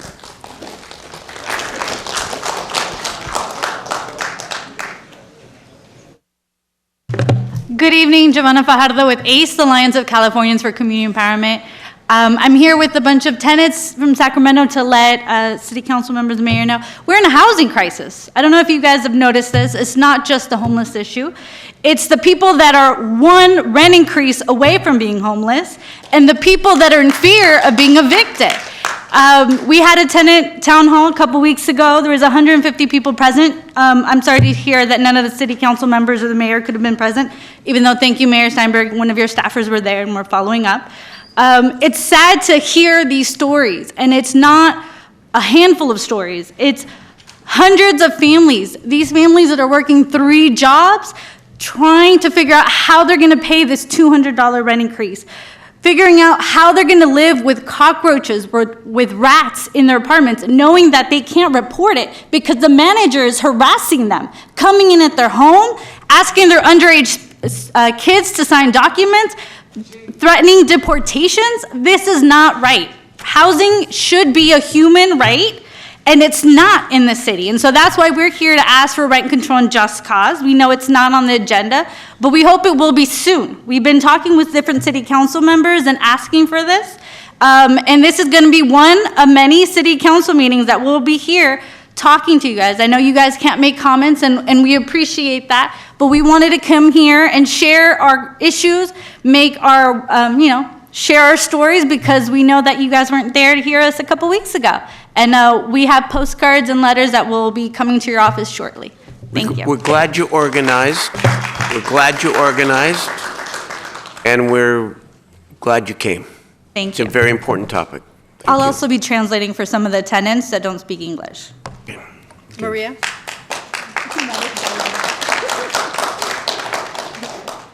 Hi, my name is Maria Godínez. Ay, no, poquito. Sorry, poquito.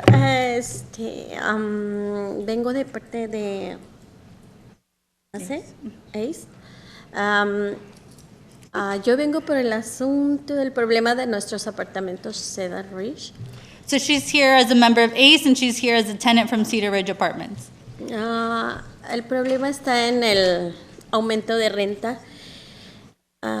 He tratado de mantenerme ahí porque pues no me puedo mover por mis niñas. Soy mamá soltera, 3 niñas. And I'm here to talk about my rent increases. I've been trying to maintain in these apartments because I'm a single mother of 3 and see how we could stay in our home. I'm sorry. Take your time and stop the clock, please. No puedo pagar. Son $1,000, $1,050 por una recámara. Es demasiado dinero y venimos pues a que nos hagan favor de ayudarnos, apoyarnos. Están totalmente en pues, ratas, cucarachas, no están en condiciones, humedad, mojo. Son muchas cosas los que tienen nuestros apartamentos y no nos tienen en buenas condiciones. So her rent is now $1,050 for a one-bedroom apartment that's full of cockroaches, rats, mold, and they're not in good conditions. Pues eso es todo y quisiera que de veras hicieran algo por nosotros. No quisiera quedarme en la calle con mis hijas. And I wish that you guys actually do something for us because I don't want to be living on the street with my daughters. Hagan algo. Gracias. Do something. Thank you.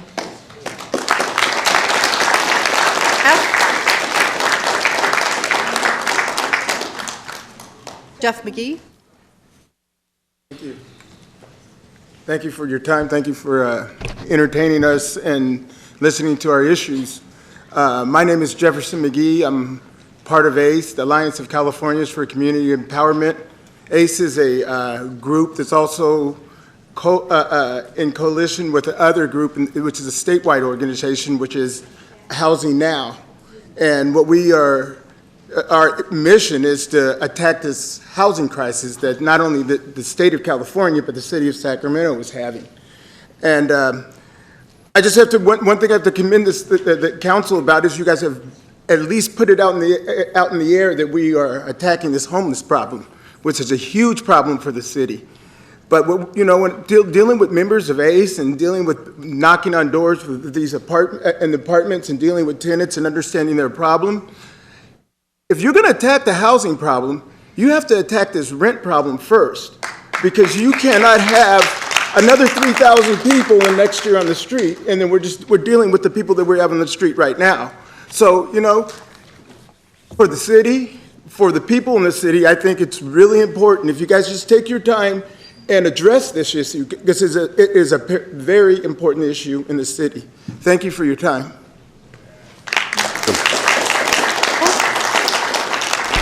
Russell Rawlings is next, followed by, I believe it's Garamina Aravalo, Jim Lofgren, and then Alex Ohingwa. Good evening, Mayor Steinberg and members of council.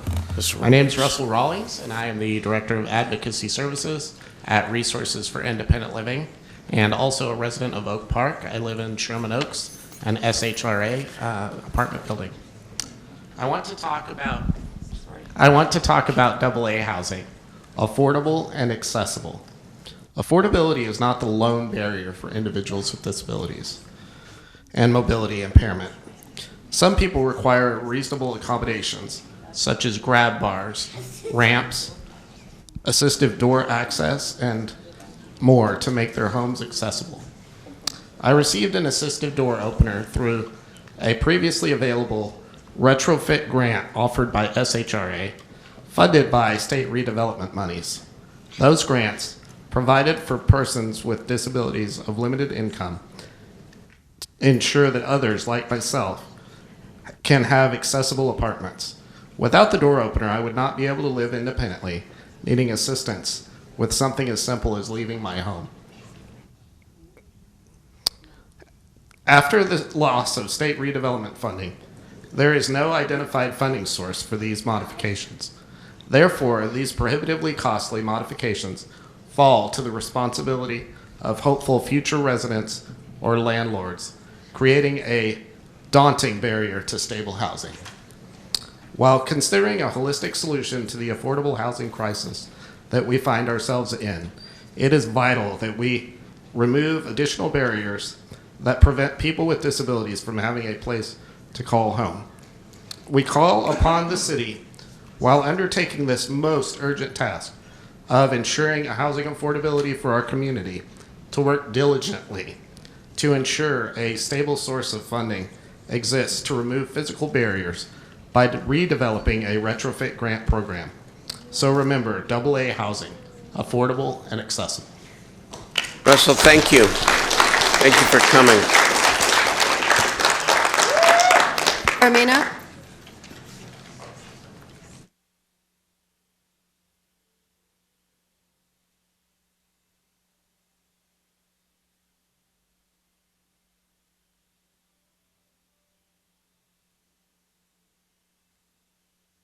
Mi nombre es Guillermina Arévalo. Mi causa y motivo de estar aquí, soy inquilina de los apartamentos C de Reed. Ha sido un aumento de renta muy fuerte para mí. Mi esposo y yo somos discapacitados. Mis hijos nos ayudan. Mis hijos tienen sus propios compromisos con su familia. Aparte, tienen el compromiso de nosotros. Y con estos aumentos de renta y todo esto, siento que es algo muy pesado para mi esposo y para mí y para mis hijos. Espero tengamos una respuesta de ustedes. Se los agradeceríamos mucho. Muchas gracias. So her name is Guillermina. She lives at Cedar Ridge Apartments. She's here because of the raising rents. Her and her husband are disabled, and so they cannot work, and her kids help with her rent. And so with the recent rent increases, she's being a bigger burden on her kids. And so they have their own bills, they have their own families. And so she feels that she's just being a bigger burden. And so these rent increases are being too much for her and her family to pay. And she's hoping that you guys could help them today. Muchas gracias. Thank you. Jim?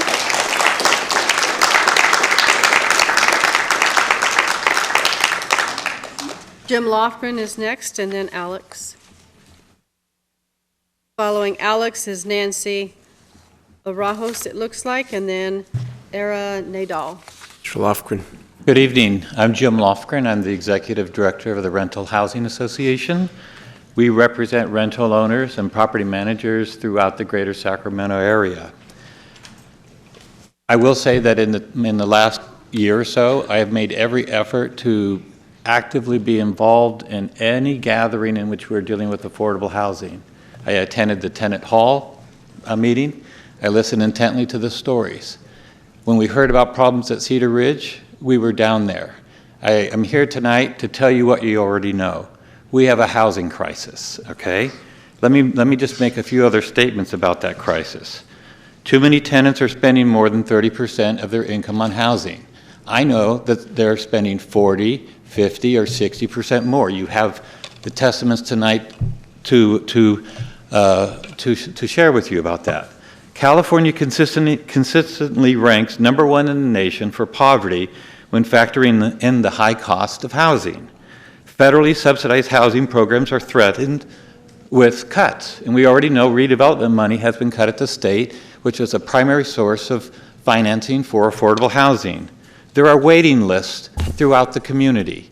There are 20+ applicants for vacancies. Okay?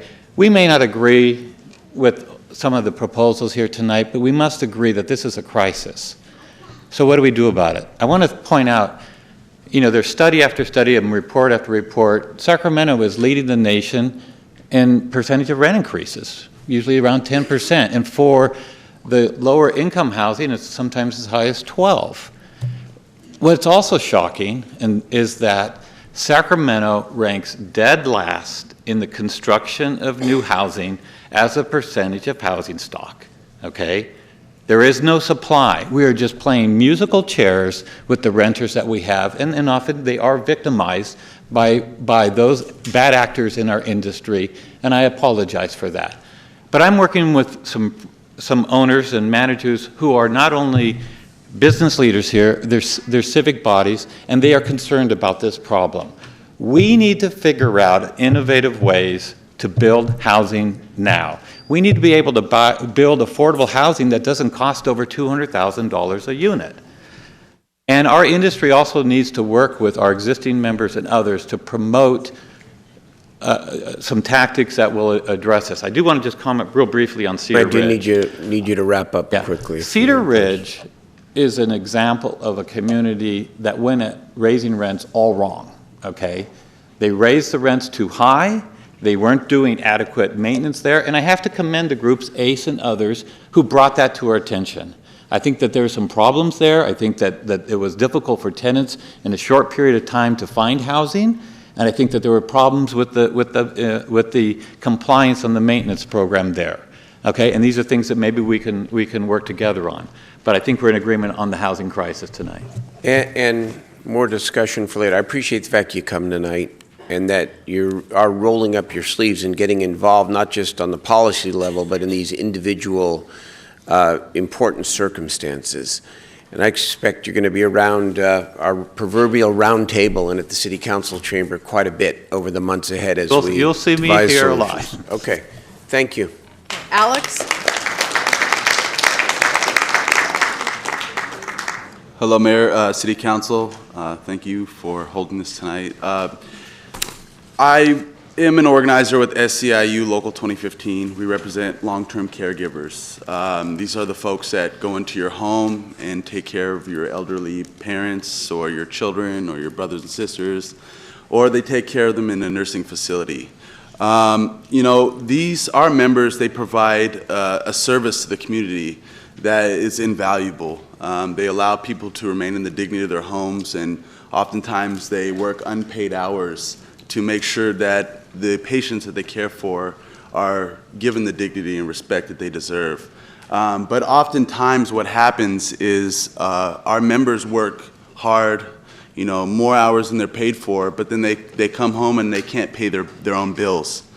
And then eventually they can't pay their rent because of these skyrocketing housing prices in Sacramento.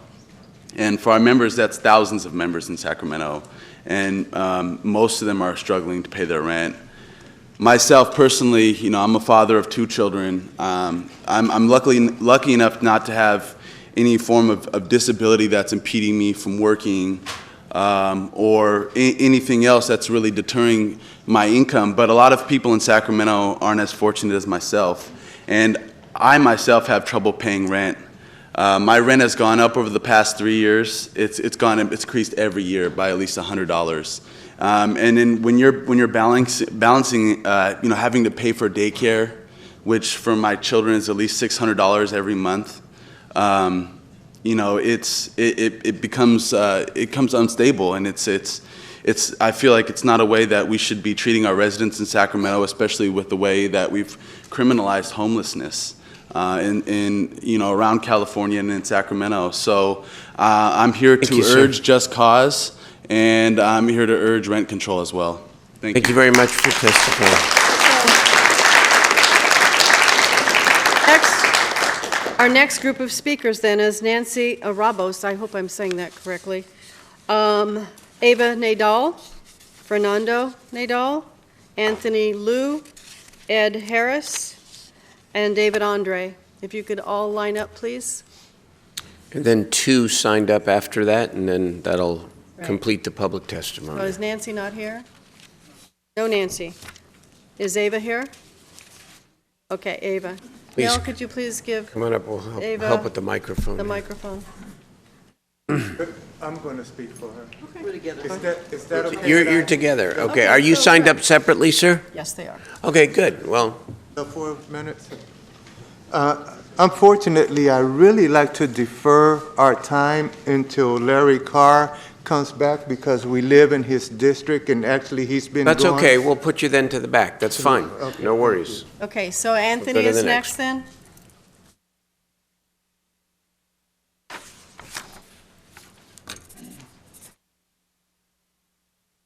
Hi, my name is Anthony Liu. I'm a resident of Southland Park.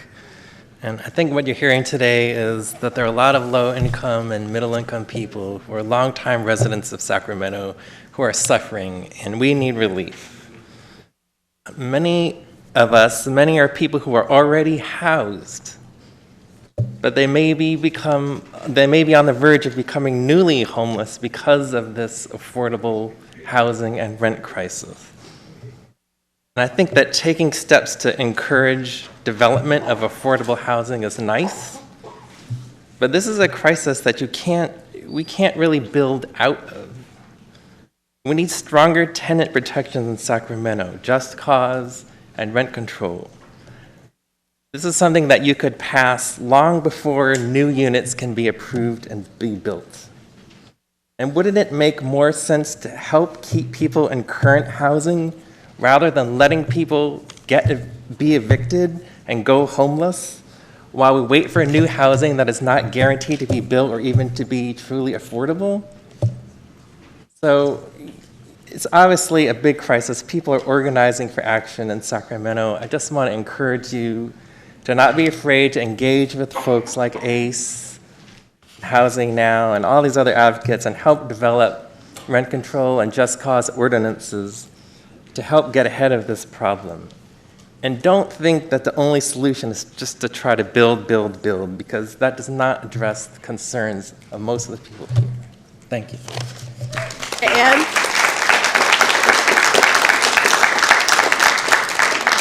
Ed Harris is next, and then David, and then Grace Wu, and Lorraine Brown, and then we'll go back to Nadal. I'm Ed Harris. Good evening, Mayor and City Council. Union. I'm sure you hear enough about rent control. I'm against rent control because it's happened to me. My rent was almost doubled last March, and I have Section 8. It's just to tell you, but right now I like to represent the people that are sleeping on the streets right now, because we should be here talking about rent control. We should be here talking to you about how we're dying out in the streets because it's summer. There's no water. There's no water on the streets for us, no more water fountains. And it's as if somebody's trying to kill us. It's as if you guys are trying to kill us with no water. And about the restrooms, it's like there's diseases running around because we got to handle our business out on the streets or wherever. And don't you think there's diseases running around out there probably because of that? Because of these restrooms are being closed, not even porta potties out there. And I think we should all feel guilty about that because we're all not doing enough to create for our fellow man. And you'll hear enough about rent control among us. And thanks for listening. Thank you, sir. David?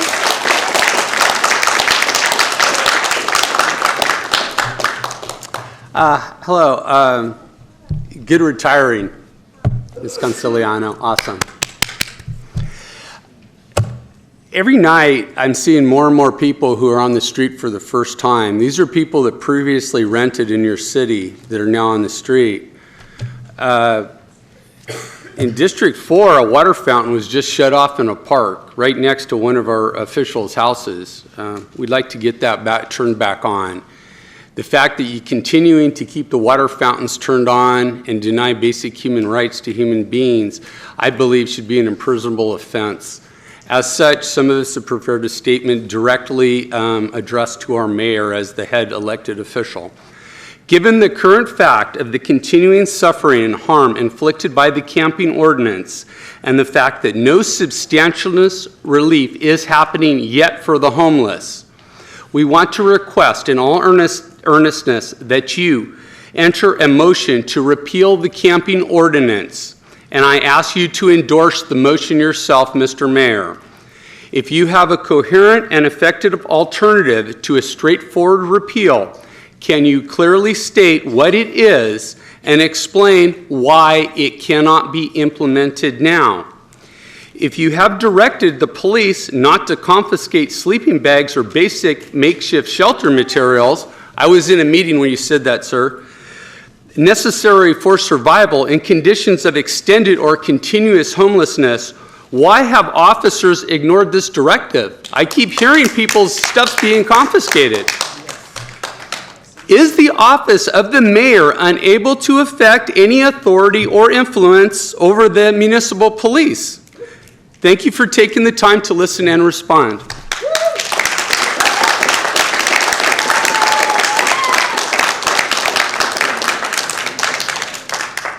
Grace Wu. Hi, I'm Grace. I have been renting the same home for 20 years now. I live in Midtown Sacramento. About a year ago, my rent went from $1,150 to $1,800. That is a $650 increase in rent.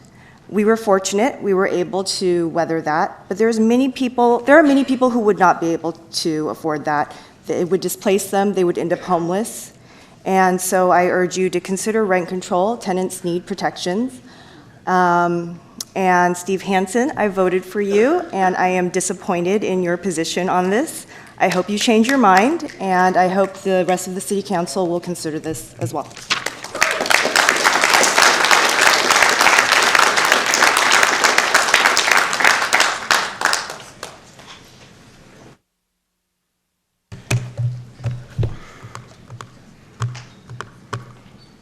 So much is happening. No one's following our laws. It's the city that is the first line of defense here, and we need advocates on a county level, on a state level, on a federal level.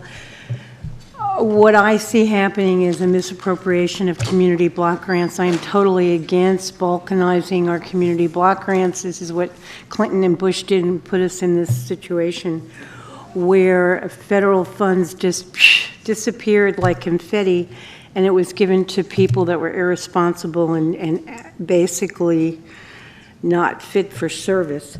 There is a definite preferential treatment that has been given to foreign concerns, giving foreign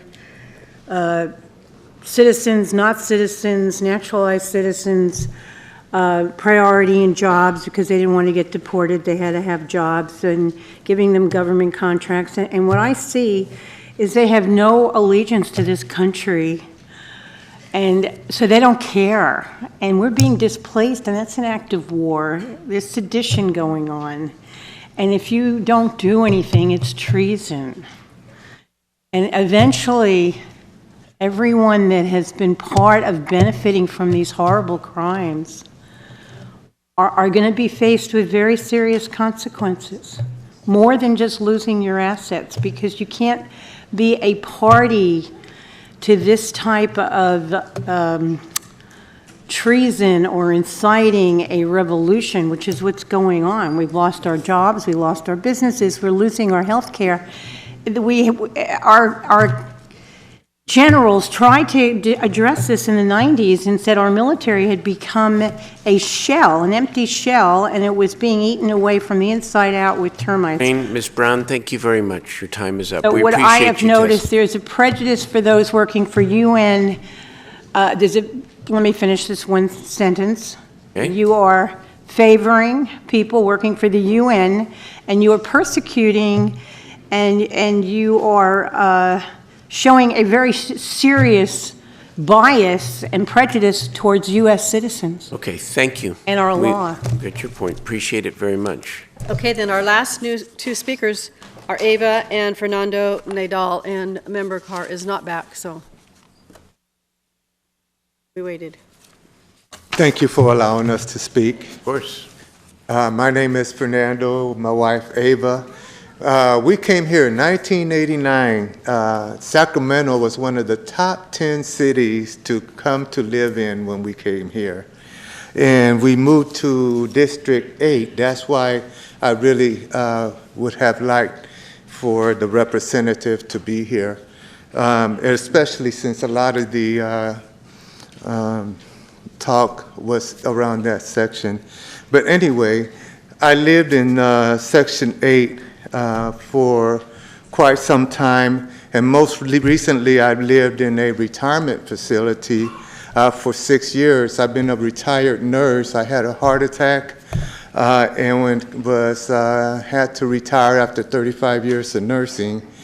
And so I was forced to move from my place where I lived, paying $1,150 for a 3-bedroom to a 2-bedroom where I paid $1,375 now in a much different area, one bath and all of this.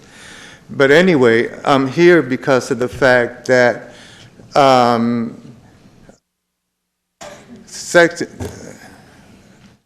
District 8 is what I can talk about because that's what I know. And I've been involved. I was president of Little League. I've been director of YMCA, and I've been parent involved director for the Elk Grove School District. So my feeling was to be involved with my children as they grew up. The homes that we're talking about, Stonegate, Cedar Ridge, and all that, were, I guess at that point, much more affordable, where the rent has doubled. Your time. Do you want us take 4 minutes between you and your Yes, wife? please. Okay, so let's restart the.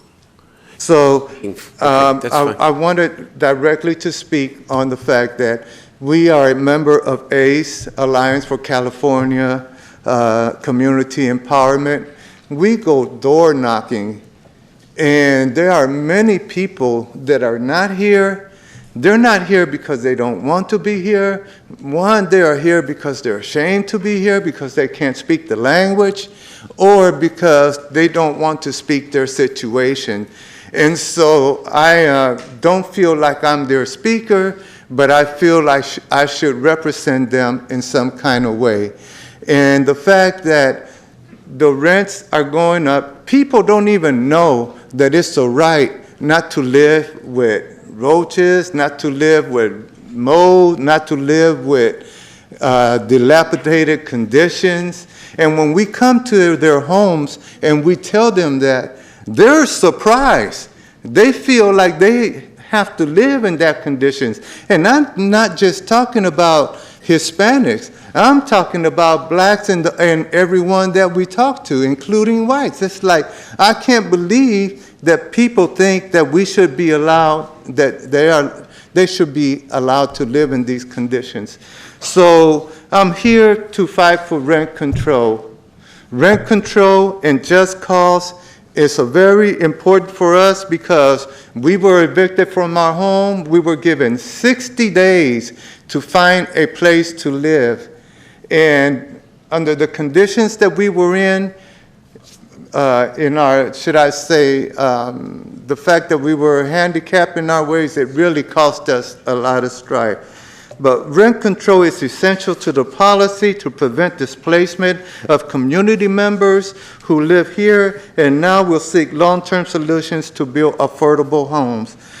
So just cause eviction means landlords will have to give a reason for evicting tenants, and will have to pay relocation costs for reasons where tenants is at fault.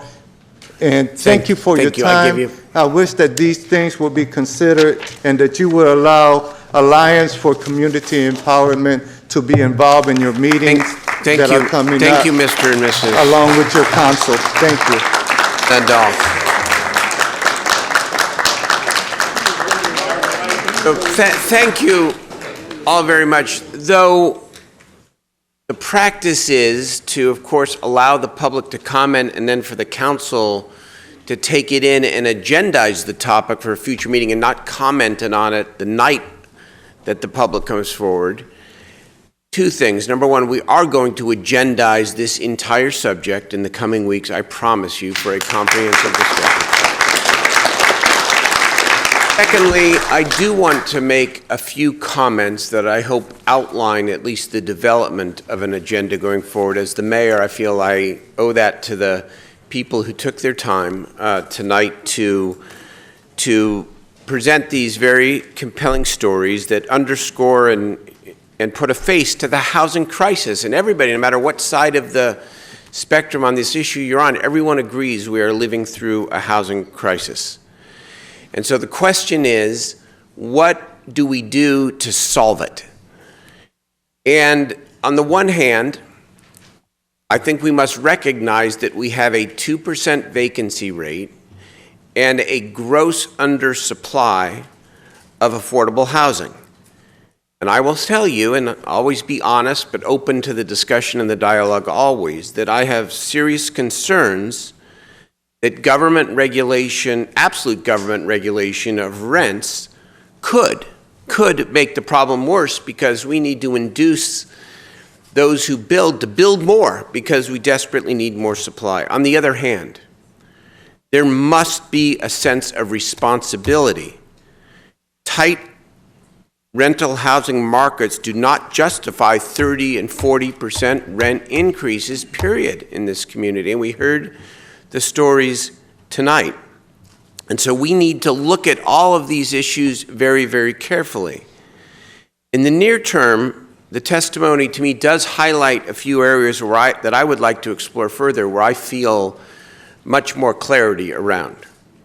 First is noticing requirements. I'd like to agendize and work with the Lawn Ledge Committee, the broad housing community from both the business side and the consumer side, an ordinance that would increase the noticing period for rent increases over 10%, and increase the noticing period in a very significant way. Because if you don't do rent control at a minimum, you say that you can't raise rents beyond a certain amount without more notice than the 30-day that exists under month to month. We also heard throughout the testimony concerns that property owners have regarding the proper maintenance of properties. Because talk about a double whammy when rents increase dramatically and the property is not being well maintained. So I want to look at the city's rental inspection program and what it would take to put more resources into that program to aggressively address habitation issues, habitability issues at properties where there are real problems and tenants are suffering. Third, we must have a discussion about how we dramatically increase the capacity in the Housing Trust Fund. And we're talking to a lot of the housing stakeholders. We invite all of you who came tonight to join us to determine what we do. We're doing political research. We're looking at what it would take to go to the ballot, what permanent sources might be available to increase our subsidies so that we can build and renovate and retrofit more workforce and affordable housing. But I also want to think about common sense as well. And David asked, you know, what's your plan? I'm not going to go through the whole thing tonight because it's been well articulated both here at the council and in the public. The city is the recipient of the Whole Person Care grant, $64 million. It is to help get 2,000 people off the streets, but it's a lot more than that. We also have the resources to be able to help prevent 1,625 people, that is an estimate, but that's what we estimate, people who are at risk of homelessness to not become homeless. And I want to look at some common sense ideas. We talk about this housing trust fund and the cost of construction. In August of 2016, I commend you an article by Scientific American, a very reputable journal, that cited a study out of Chicago that said if you gave a family or an individual who could show that they were at risk of eviction because of an unanticipated medical bill or unanticipated expense, $1,000, that you increase their tenancies by up to 2 years. By up to 2 years. And so what would happen if we looked at that sort of an innovative proposal? We have whole person care, 1625 times 1,000, I think it's about $1.6 million. I don't know, it seems to me we could marshal those kinds of resources to provide a couple thousand people the assistance they need to avoid being evicted and add to the homeless problem.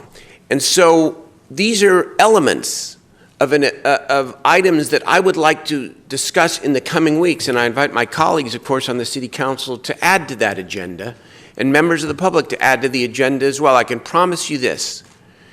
We will take and are taking this housing crisis very seriously.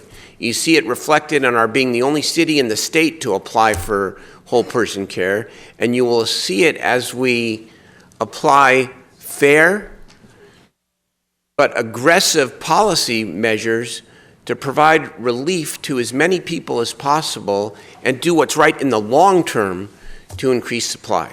So we look forward to an agenda in the very near future, and you'll of course be not only invited but more than welcome to participate and to testify. Thank you all so much for coming tonight. I appreciate it. Let's move on. Yes, without objection, we're going to continue item 32, which is the report on the Community Development Block Grant by SHRA. It's an important report, but it's not urgent, and we can put it off. So then we'll get right to the rest of the agenda. We have a lot. And we do have, okay, the consent calendar, Okay. which is lengthy, but we do have public testimony on the consent calendar. Let's move through that as quickly as we can, please. Okay, so we have items 1 through 27. I have no corrections or additions to read into the record, so we will start with the public comment. We have item number 2, Donnie, I believe it's Blumenstock. Is this on the consent item, or is this on the convention center theater item? So no, it's Ms. Blumenstock is here on the item scheduled for full hearing. Oh, for the, tonight. okay, number 33 then, I will change Yeah. that. Okay. Okay, so we'll start with item 3 for consent calendar, public comment by Laura Hanson, Howard Lawrence. Mayor? So on this item, just in the interest of time, we have about 7, 8, or 9 people on this item. Can On we item ask them 3? to do this together? I think it's a support Yeah, item. that would be terrific. If we could ask the 7 or 8 people who are signed up on this item to come up together, and you can certainly take more than 2 minutes if it's 7 of you, but if it's possible, we've got a long agenda, and we want to make sure that we hear from everybody. So if the 7 folks, thank you, Jay. Thank you, Mayor. Councilman Chenier.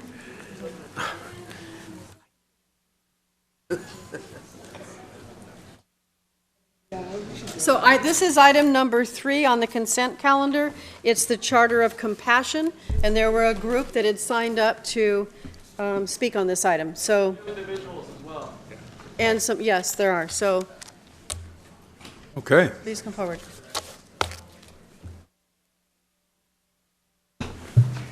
Hello, Council. It's great to be here, and thank you for putting this on the agenda. I think everyone's going to introduce themselves, and I just have a couple words to say. This is probably one of the best nights that this consent item could be on the calendar, because it shows us kind of what the good work we do, and it also shows us how much work there is to do. The designation of Sacramento being a city of compassion is both an acknowledgement of the good work that's being done, and it's an aspiration for the work that still needs to happen. And it's a way for all of us in the community to come together in a more powerful collective action around the issues that affect our city. There are a few organizations here that we were able to scramble together on short notice to speak to that.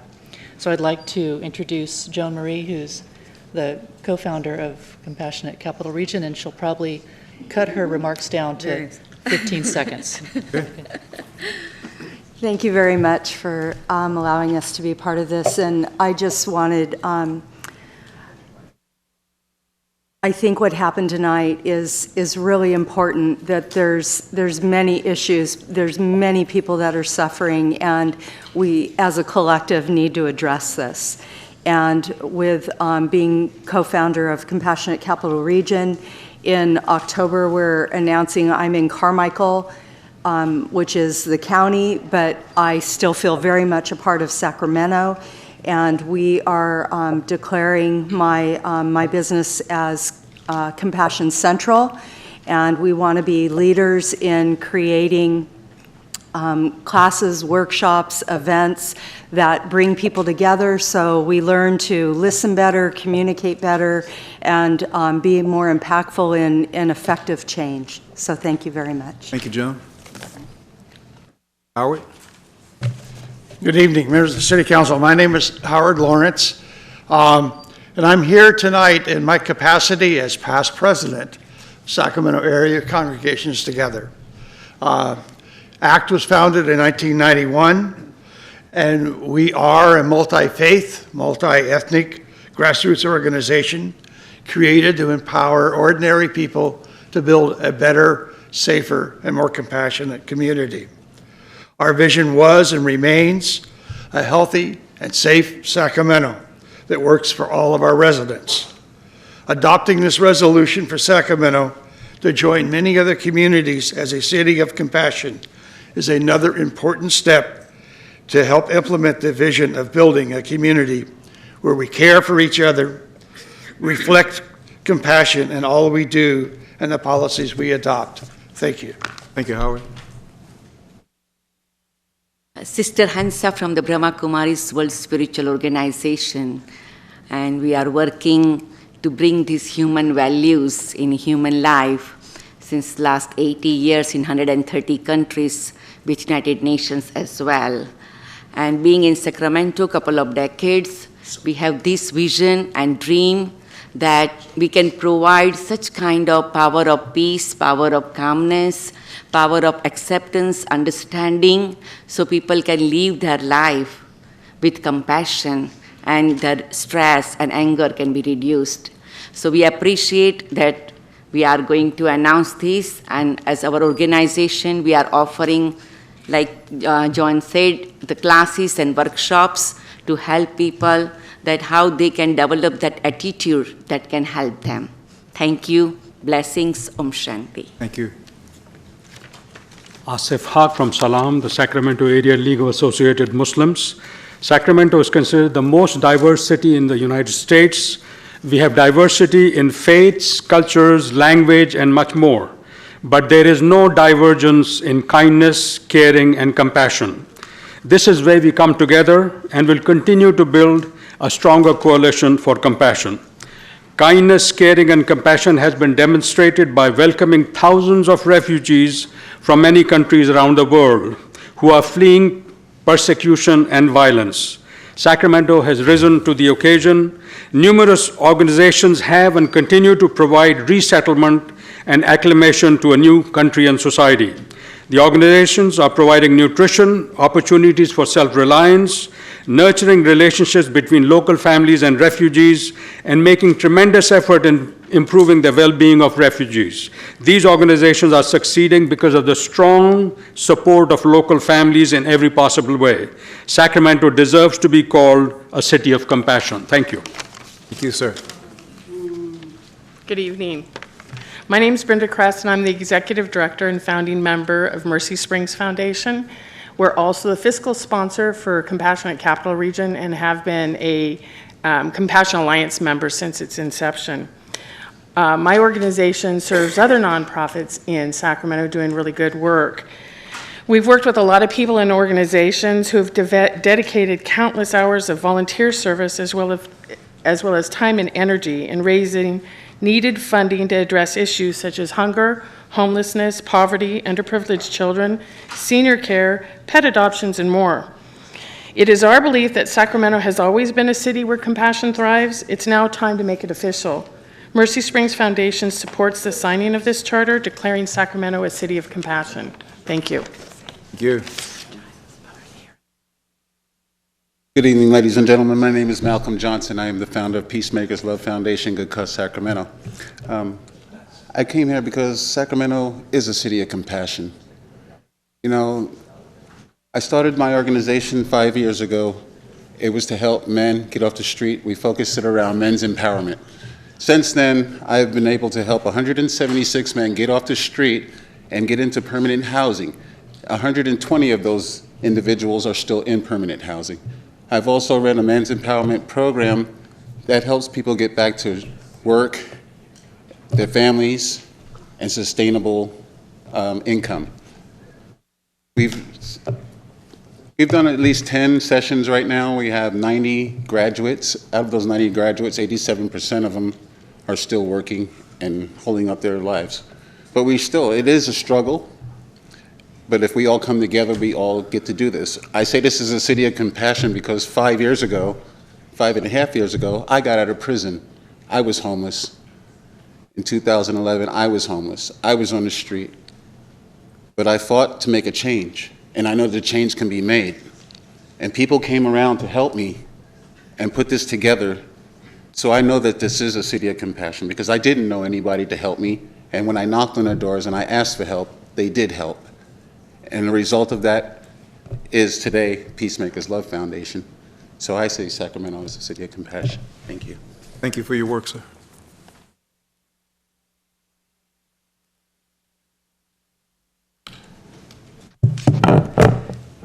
Mayor, council members, good evening. I'm grateful to be before you tonight to express support for Sacramento for fully embracing what it means to become a compassionate city, and to support my community sister, Laura Hansen, and all the people of Compassionate California Region who work tirelessly to advance the cause of unity, inclusion, and compassion. And to everyone here tonight and in the city who work tirelessly toward the cause of social justice, thank you. You have the most important job of all. My name is Tracy Seville. I work in the city. I help women grow their technology businesses to create more jobs, and I work tirelessly in the area of diversity and inclusion. I was also raised by a single mom, and we were poor most of my childhood, so I really relate to everyone here tonight. More than 20 years ago, I started my career working at the Salvation Army with the city, helping people who were homeless find jobs in transitional housing. At the time, that mission felt daunting, and there were more homeless people than there were jobs or transitional housing to help them. I know this is a first and third world problem, and we suffer from it like everyone else. And yet I really want to recognize tonight that I've personally witnessed great compassion on behalf of this council and every one of you and all of you who came before you over the years. I see you work day in and day out, every day, tirelessly. And I really want to express support that you stay the course, and to share that I've learned that social justice and inclusivity are really the hallmarks of a compassionate city, and we are on our way. We are not perfect. Hearing the pain and concerns of everyone here tonight, we know that the problems we face are great, yet I still believe that Sacramento can be a shining example of what it means to be a city where all our citizens feel both free and supported, where social justice is a value through and through, and where inclusive means no inequity exists and where all things are possible. Thank you for your compassionate leadership. I recognize how hard this is. I'm with you, and if I can ever do anything in this state tomorrow, I'll be there to help. Thank you. Thank you. Next speakers, please.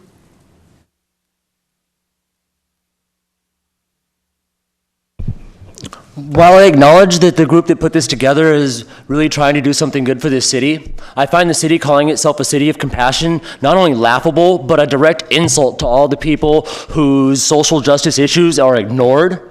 To all the people murdered by police, that when they come in here to speak out about it, they're ridiculed by this council and told, oh, your actions, your outrage is unjustified. You know, that's not compassion. For the years, we've been coming in here simply asking for the right for people to be able to sleep without going to jail. We still don't have that. In fact, instead, we're having a double down where you're now going to make all forms of panhandling illegal in the city. So now a person with no place to live and no way to make money can't even try to get food without risking a misdemeanor offense. That's not compassion. That's trying to kill off your poor. What about all these people that just got done talking about rent control? Instead of actually addressing it from a positive, actually going to work on it and do something way, it's gaslighting. Oh, you get longer time to be notified before you can't afford to pay. Yeah, way, that's going to stop people from losing their homes, right? No wages are going up. That's compassion, isn't it? Gaslighting the public every single time they have a real issue with you. That's compassion, I guess, right? I think the city needs to take a real deep look at its own soul and quit gaslighting us, quit insulting the public with BS make you look good things. You know, we've had a proposal on the table for months to get a tent city. And you guys won't even do that, but you want to talk about the $64 million for medical issues, medical money. So basically, you can help the people that are sick get off the streets, maybe. Yeah. Quit trying to act like you have compassion. Quit trying to act like you're something that you're not. Try spending a day in the life of somebody living in your city instead of sitting in your ivory towers.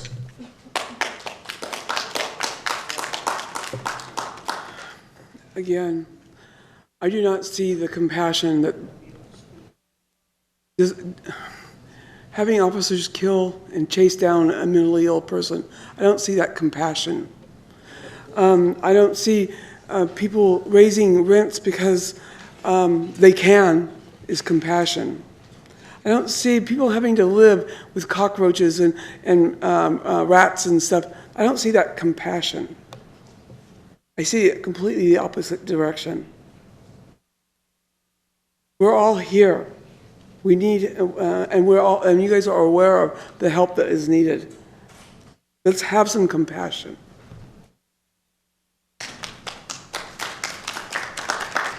I'll take 2 minutes. Oh, thank you. Yes, as Fago said, I'm sure these folks are actually helping the community. That's great. I applaud you. But we cannot call this city a compassionate city until our leaders are compassionate people.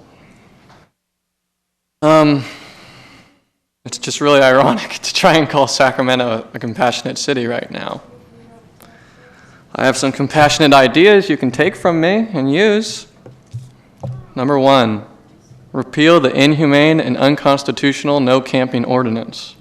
Mr. Steinberg, you've said it's inhumane many times. I don't know why you've changed your mind.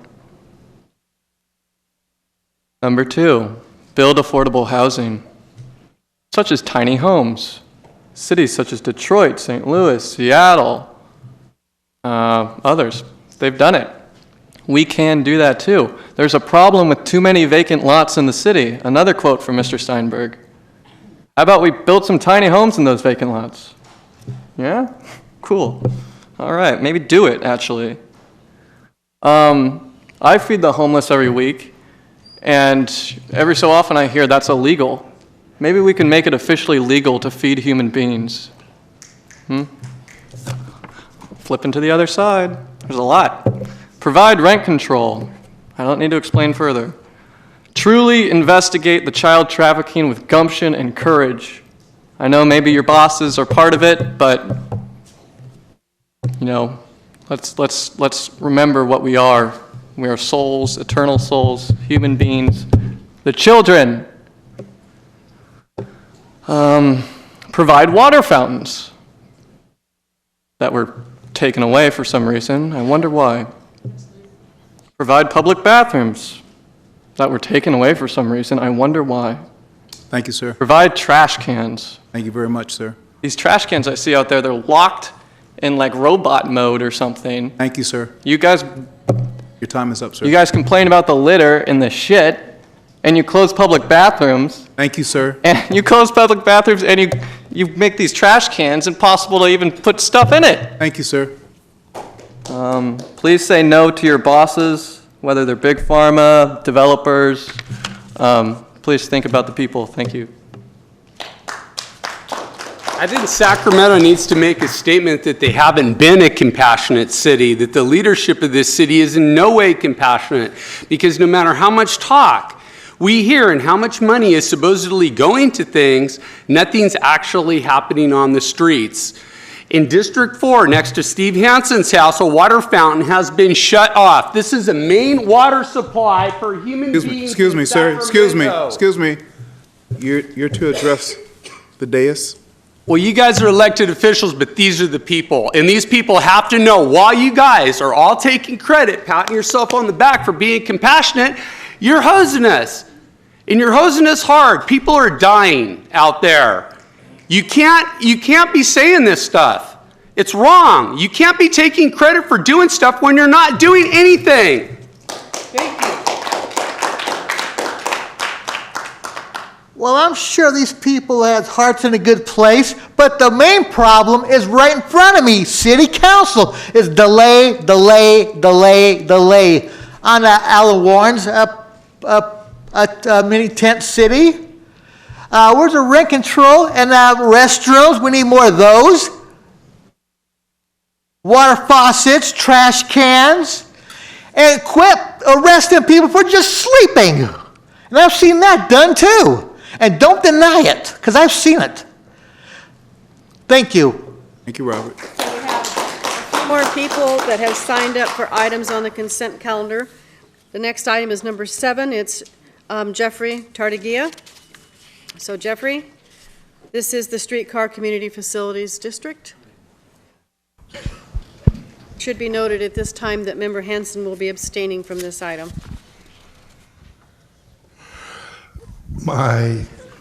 Good evening, Jeffrey. Good evening, Jeff Tartagia. And I have to take a moment there and realize, wait a minute, Rick, should we say, blue, blah, blah, blah, blah. Anyway, black and white, sorry about this for the moment. But anyway, dealing with the streetcar. I believe there's 340 or some odd people that voted for this thing. How many actually did to now this creation of this district? To the other question is, you want a unanimous procedure to create something that, again, who has the input on this? That is my concern as you bring forward, 1, a resolution, 2, an ordinance, and 3, like I say, these statements you make in here, and none of that information is provided to the public. So public information, city, you can do better. You don't want to do better because, gee, the public did not like streetcars, twice voting it down. Yes, you're going to force it down their throats anyway, but in the meantime, better public comment. I hope this isn't another hidden tax issue, and that maybe, as you say, half the people went with it, and you know what, not through here. But it does raise, again, that stigma that unfortunately City Hall has a problem with. Thank you, Jeffrey. Okay, so there's 3 people that have signed up for item number 13. It's Patrice Doherty, Robert, I believe it's Cabanas, and then B. Janch. The 2 other members that will be speaking, they just stepped out to feed their meters. Could we postpone it just a little bit? Okay. We can go to item number 14 then, which is the last person on the consent calendar, Michael Boy. Michael?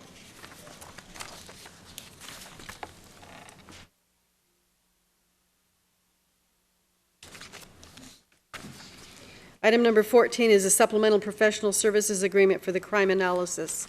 Good evening, sir. Talk to both of them, if you will, please. Oh, okay. Yeah. I'm a little short, Here you and go. I don't lean forward very well. They'll turn it up for you. Okay. Good evening, council members and mayor. Item 14, the LexisNexis, it's the database. I'm really glad to see it. It's the database for the crime. And I think that that's very important. So I'm in favor of that. The one thing that I think that LexisNexis, I think it has the sophistication to be able to break things down by all kinds of different analytical ways. Recognizing that it's a tool for the Sacramento Police Department, it isn't going to be open to the public. So the public has to rely on the council to make the appropriate data available so that voters will know what's going on and how to vote on issues like cannabis, so that we actually know what kind of crimes are being associated with that. So the request that I made on March the 7th of this year, I'm repeating now that I know that the data is available. Thank you. Thank you, Michael. Okay, so now we'll go back to item number 13. Is everyone back? So we have Patricia Doherty and Robert Cabanas and B. Janch. Last 3. Thank you for waiting. My name is Patricia Doherty. I'm the co-founder of Sacramento Bethlehem Sister City, a Sister City Council member, and the lead organizer for the Sacramento, sorry, I was running, the lead organizer for the Sacramento Sister City Friendship Garden since its inception. We worked in 2011, we worked with Parks and Rec, and then in 2012, we planted 10 trees, one to represent each of Sacramento's then 9 sister cities, and one for Sacramento Friendship Force. In 2014, we worked again with Parks and Rec on plans initially designed by a UCD student. It was her senior project. Parks and Rec was sufficiently impressed that they actually hired her. Former Councilmember Cohen graciously provided $5,000 for a survey required to complete the plans that include walkways and drought-tolerant California native plants to complement the Sister City trees. 6 months later, however, a porta potty was dropped at the site. We had no notification. Later, we did meet with Parks and Rec and Councilmember Harris. Our preference is not to have the restroom placed in the garden. However, We are pro restroom, pro drinking fountains, and we realize that the restroom is very much needed. As volunteers in the park, we do know that. And we also understand that the location has been determined to be the best feasible place for it. So it is in the interest of the common good. But I'm coming before you tonight representing Sacramento Sister City Council and the volunteers who have made the Sister City Friendship Garden possible, asking that as you vote to go forward with this restroom, that you also commit to supporting the Sister Cities Friendship Garden with encouragement that we again work with Parks and Rec. The Sacramento Sister City Friendship Garden is and has been an all-volunteer effort. It has tremendous potential to be a place of beauty, a place to relax, a place to learn, a place to join with others in giving back to our community and learning about our sister cities and our friends around the world. So really, in a nutshell, as you go forward with this important item, we just want the garden to be valued and supported, and we ask for your support. Thank you. Thank you very much. Robert? Hello, everyone. My name is Robert Cabanez. I'm a resident of South Natomas. I'm also involved with local Sister Cities efforts here, representing Go Naive Haiti. As you know, Sacramento is growing, and with that, so is our visibility within the international community, and that's represented very, very strongly by the Sister Cities Friendship Community Garden that we do have. I'm hoping that as we move forward with this project, that we'll keep in mind that it's something that's not just for the residents of Sacramento, but it's something that represents us to people who visit our city. We want it to be a destination spot similar to, for example, Ansel Hoffman and the natural scenery that we get there, or maybe the Rose Garden at McKinley Park. So we definitely need a restroom there. But I would urge the council to keep in mind that our garden should have a nice aesthetic. It should be inviting in all ways. So as you move forward with this, with the restroom, which is sorely needed, please keep that in mind with this project and all subsequent projects. I thank you for your work on this matter and encourage you to continue to do good work.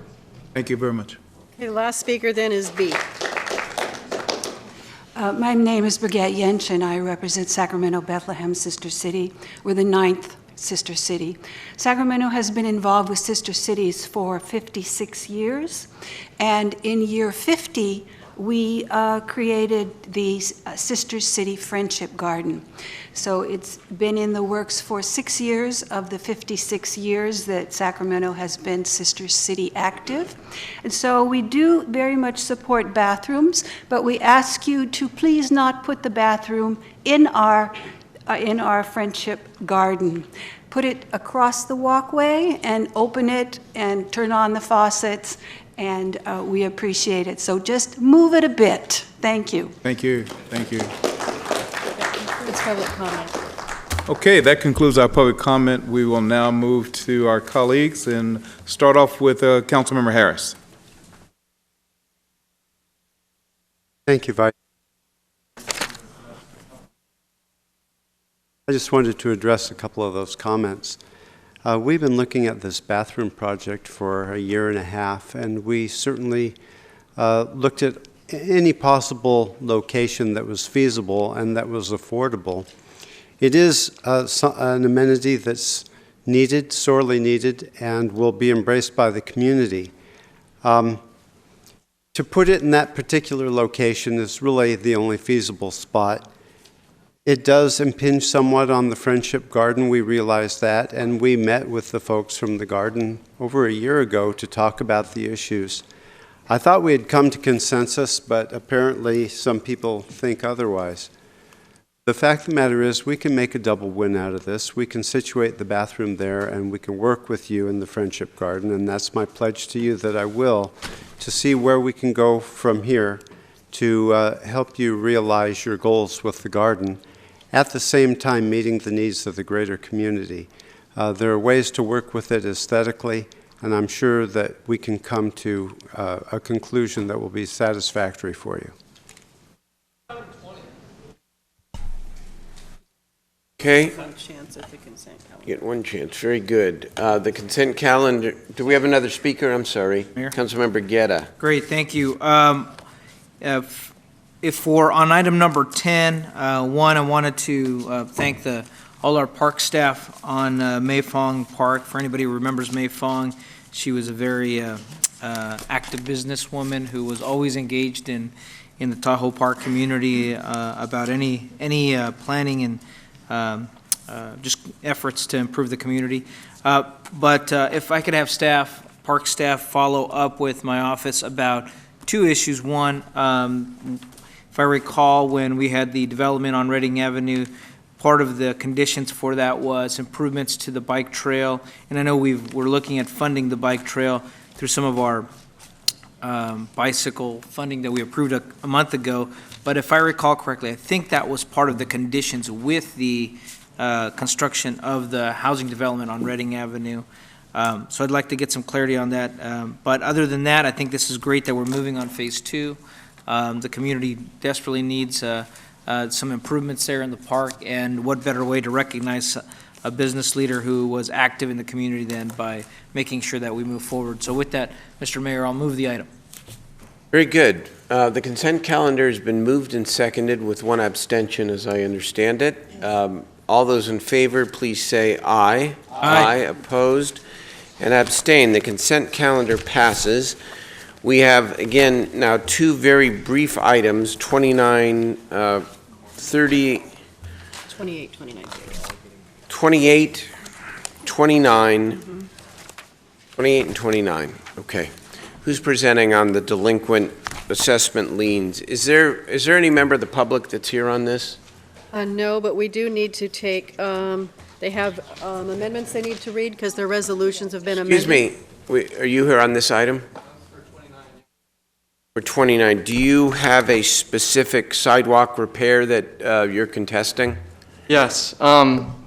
Sacramento is a hub of child trafficking. No. And the DA. No, you're out of order. Has put less than $100,000 into it, and I'm wondering why, and that question is still not answered by the council. Please take a seat. We have no public testimony on items 28 and 29. Right. Okay, is there, do we need a presentation here? We need a very brief one because there are amendments to the resolution, if they can just make the statement. Okay, that who's these are presenting adopted briefly as on this amended. on these two items, please, 28 and 29? Carl's not here? We'll put these over until next week, if that's what we got to do. Very good. No, you're here?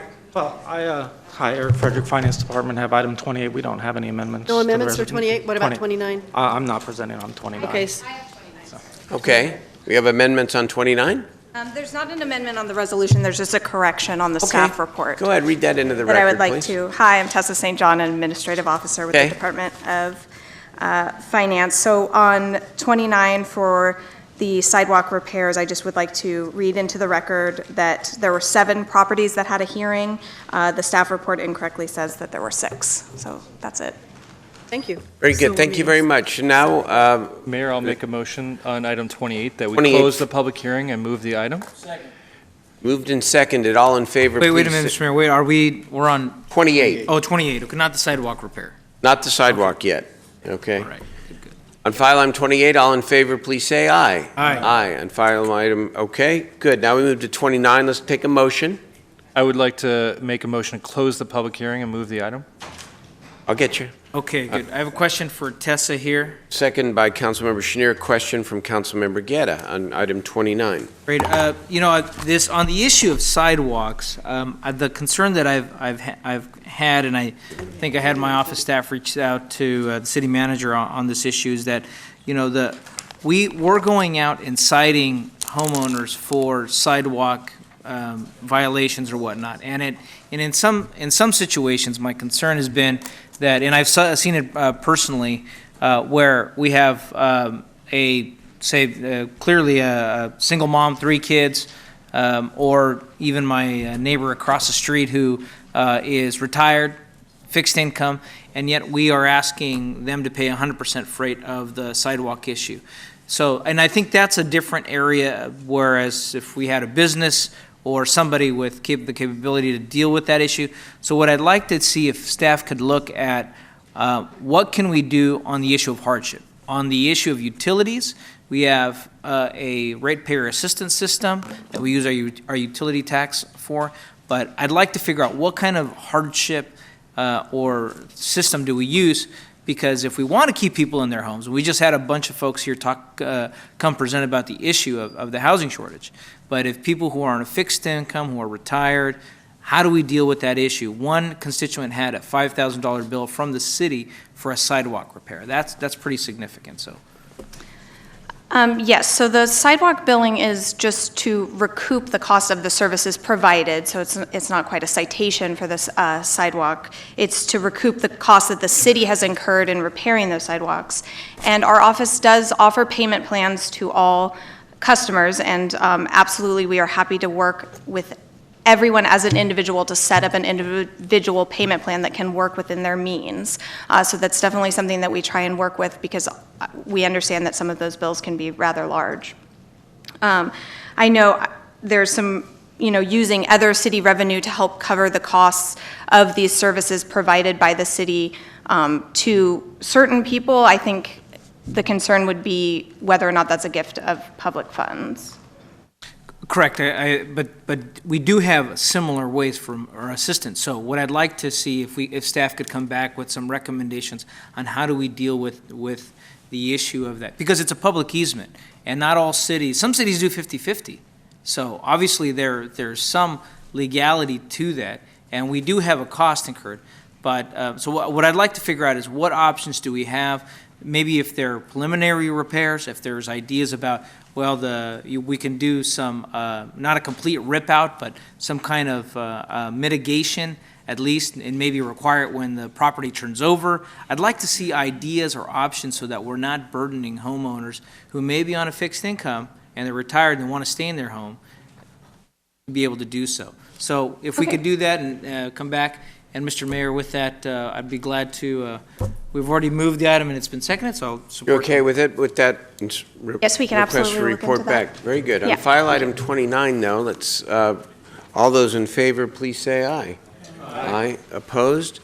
That passes 9-0. We go to 30 and 31, which are two relatively short items. There's no public testimony, but is staff required to read any changes or amendments into the record?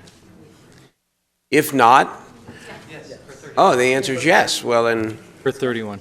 How about for item 30, we close the public hearing and move the item?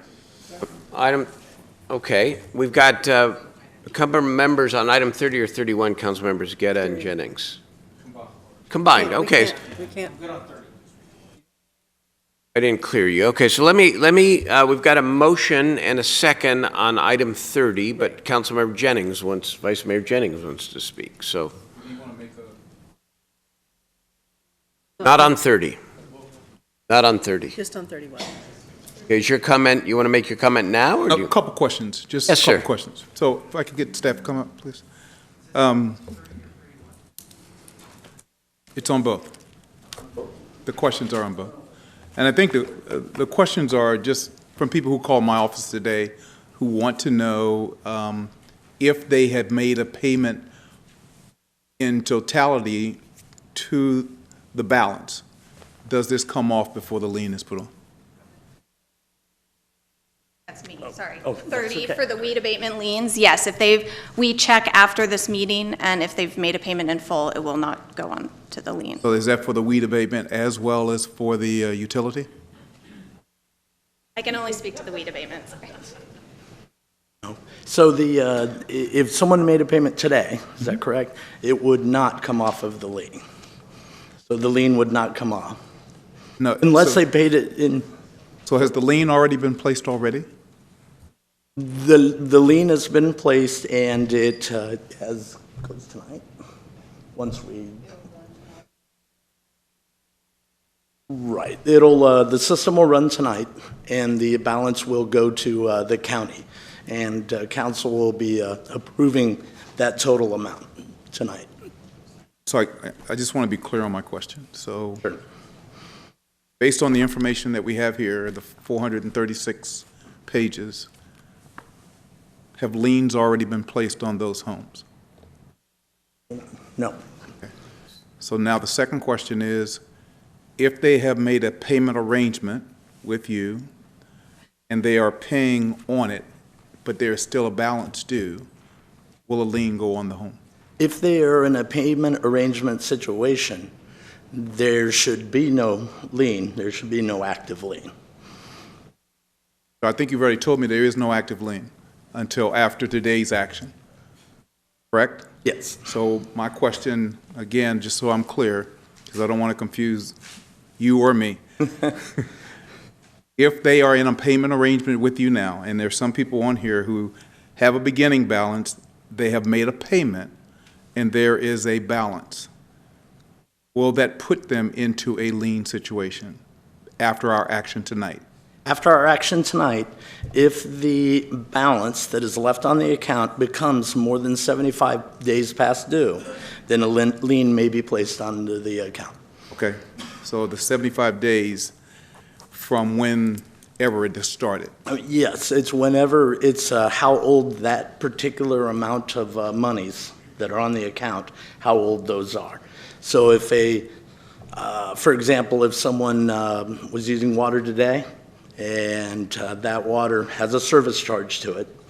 Once those go on to the account, if that becomes 75 days past due, then it may be liened. Okay, so I think I understand. So what was wrong with me for this is I see the parcel number, I see the account, I see the street address, I see the owner and the legal information. What I don't see is, and I see the balance that's owed, but what I don't see is the date that tells me whether it's 75 days or not. And we can provide that information on an account-to-account basis because some balances on some accounts are older than others. I know, obviously.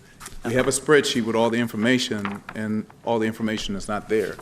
So when I'm talking to a constituent about this situation, it's very hard for me without coming back every single constituent to you when I don't have all the information.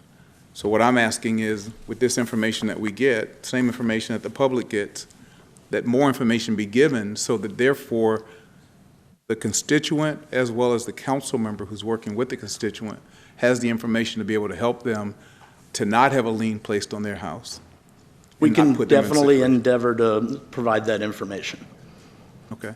And then I'll sit down with staff a little bit later to understand the whole correspondence between the resident and our department, because I want to make sure that from our standpoint we're communicating effectively with them in order for them to know about the lien or the potential lien and know about the payment options that they have in order to be able to pay over time. Absolutely. And what those payment options may be. Sure. Thank you. Okay, thank you very much. Very important suggestions. Councilmember Guerra. Mr. Mayor, I don't see anywhere in the resolution here that specifies the 75-day notice. So, I mean, I'm not asking that we change the resolution, but I just want the city manager and staff to, because it's not memorialized in here, so I don't want to vote either on an action that's going to place a lien on people who have started to try that. So is that clear? Yes. Okay, good.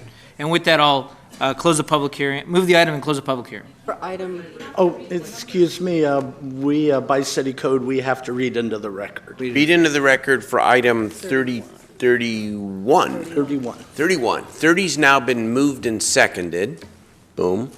31 now needs to be read into the record. Okay. Good evening, Mayor Steinberg and council members. My name is Andrew Farmer, and I'm your Customer Service Program Manager with the Department of Utilities. The item that we have before you today is our annual special assessment levy process to collect delinquent utility service charges. On April 28, 2017, the department sent out 7,365 special assessment levy notices. 19 property owners protested. All protested disputes were responded to and resolved by the department.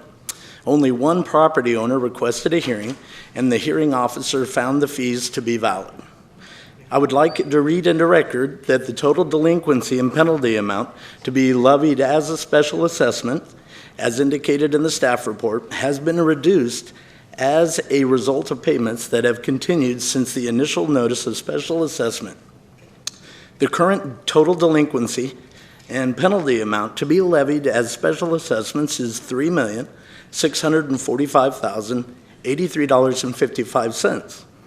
Exhibit A in the staff report, which details all of the individual parcels proposed to receive a special assessment, has been revised to reflect these changes, and a copy of the revised Exhibit A is on file with the city clerk's office.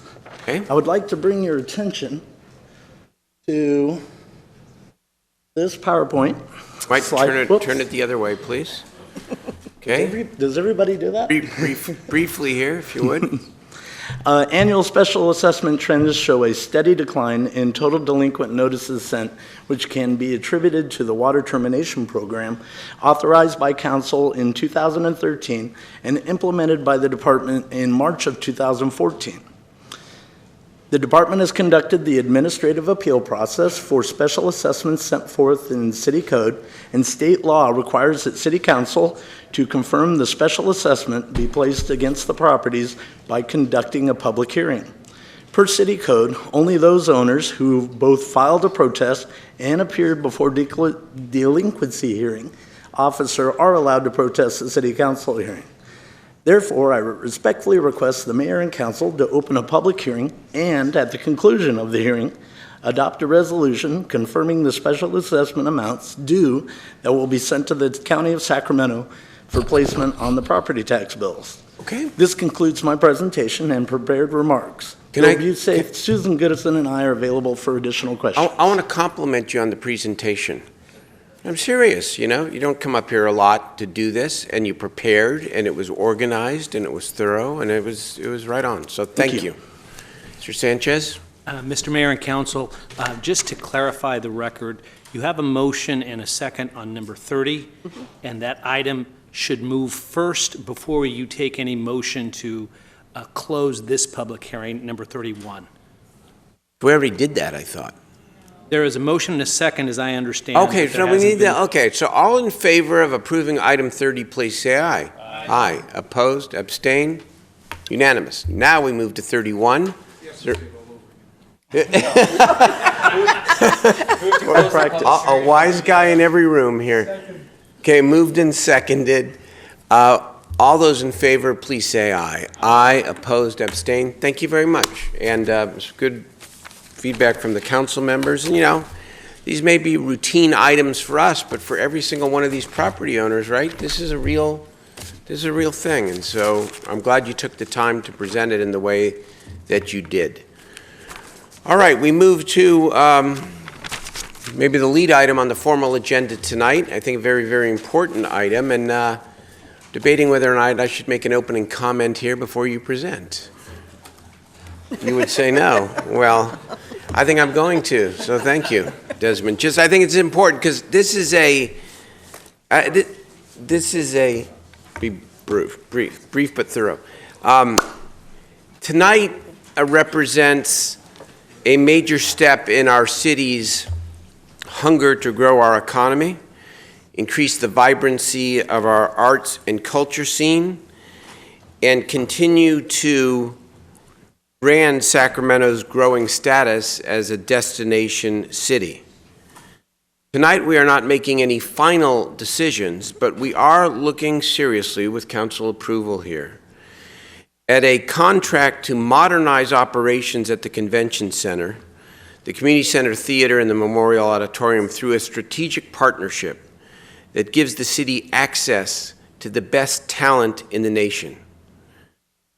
Shorthand, we want to explore a contract to modernize our arts and culture and entertainment assets.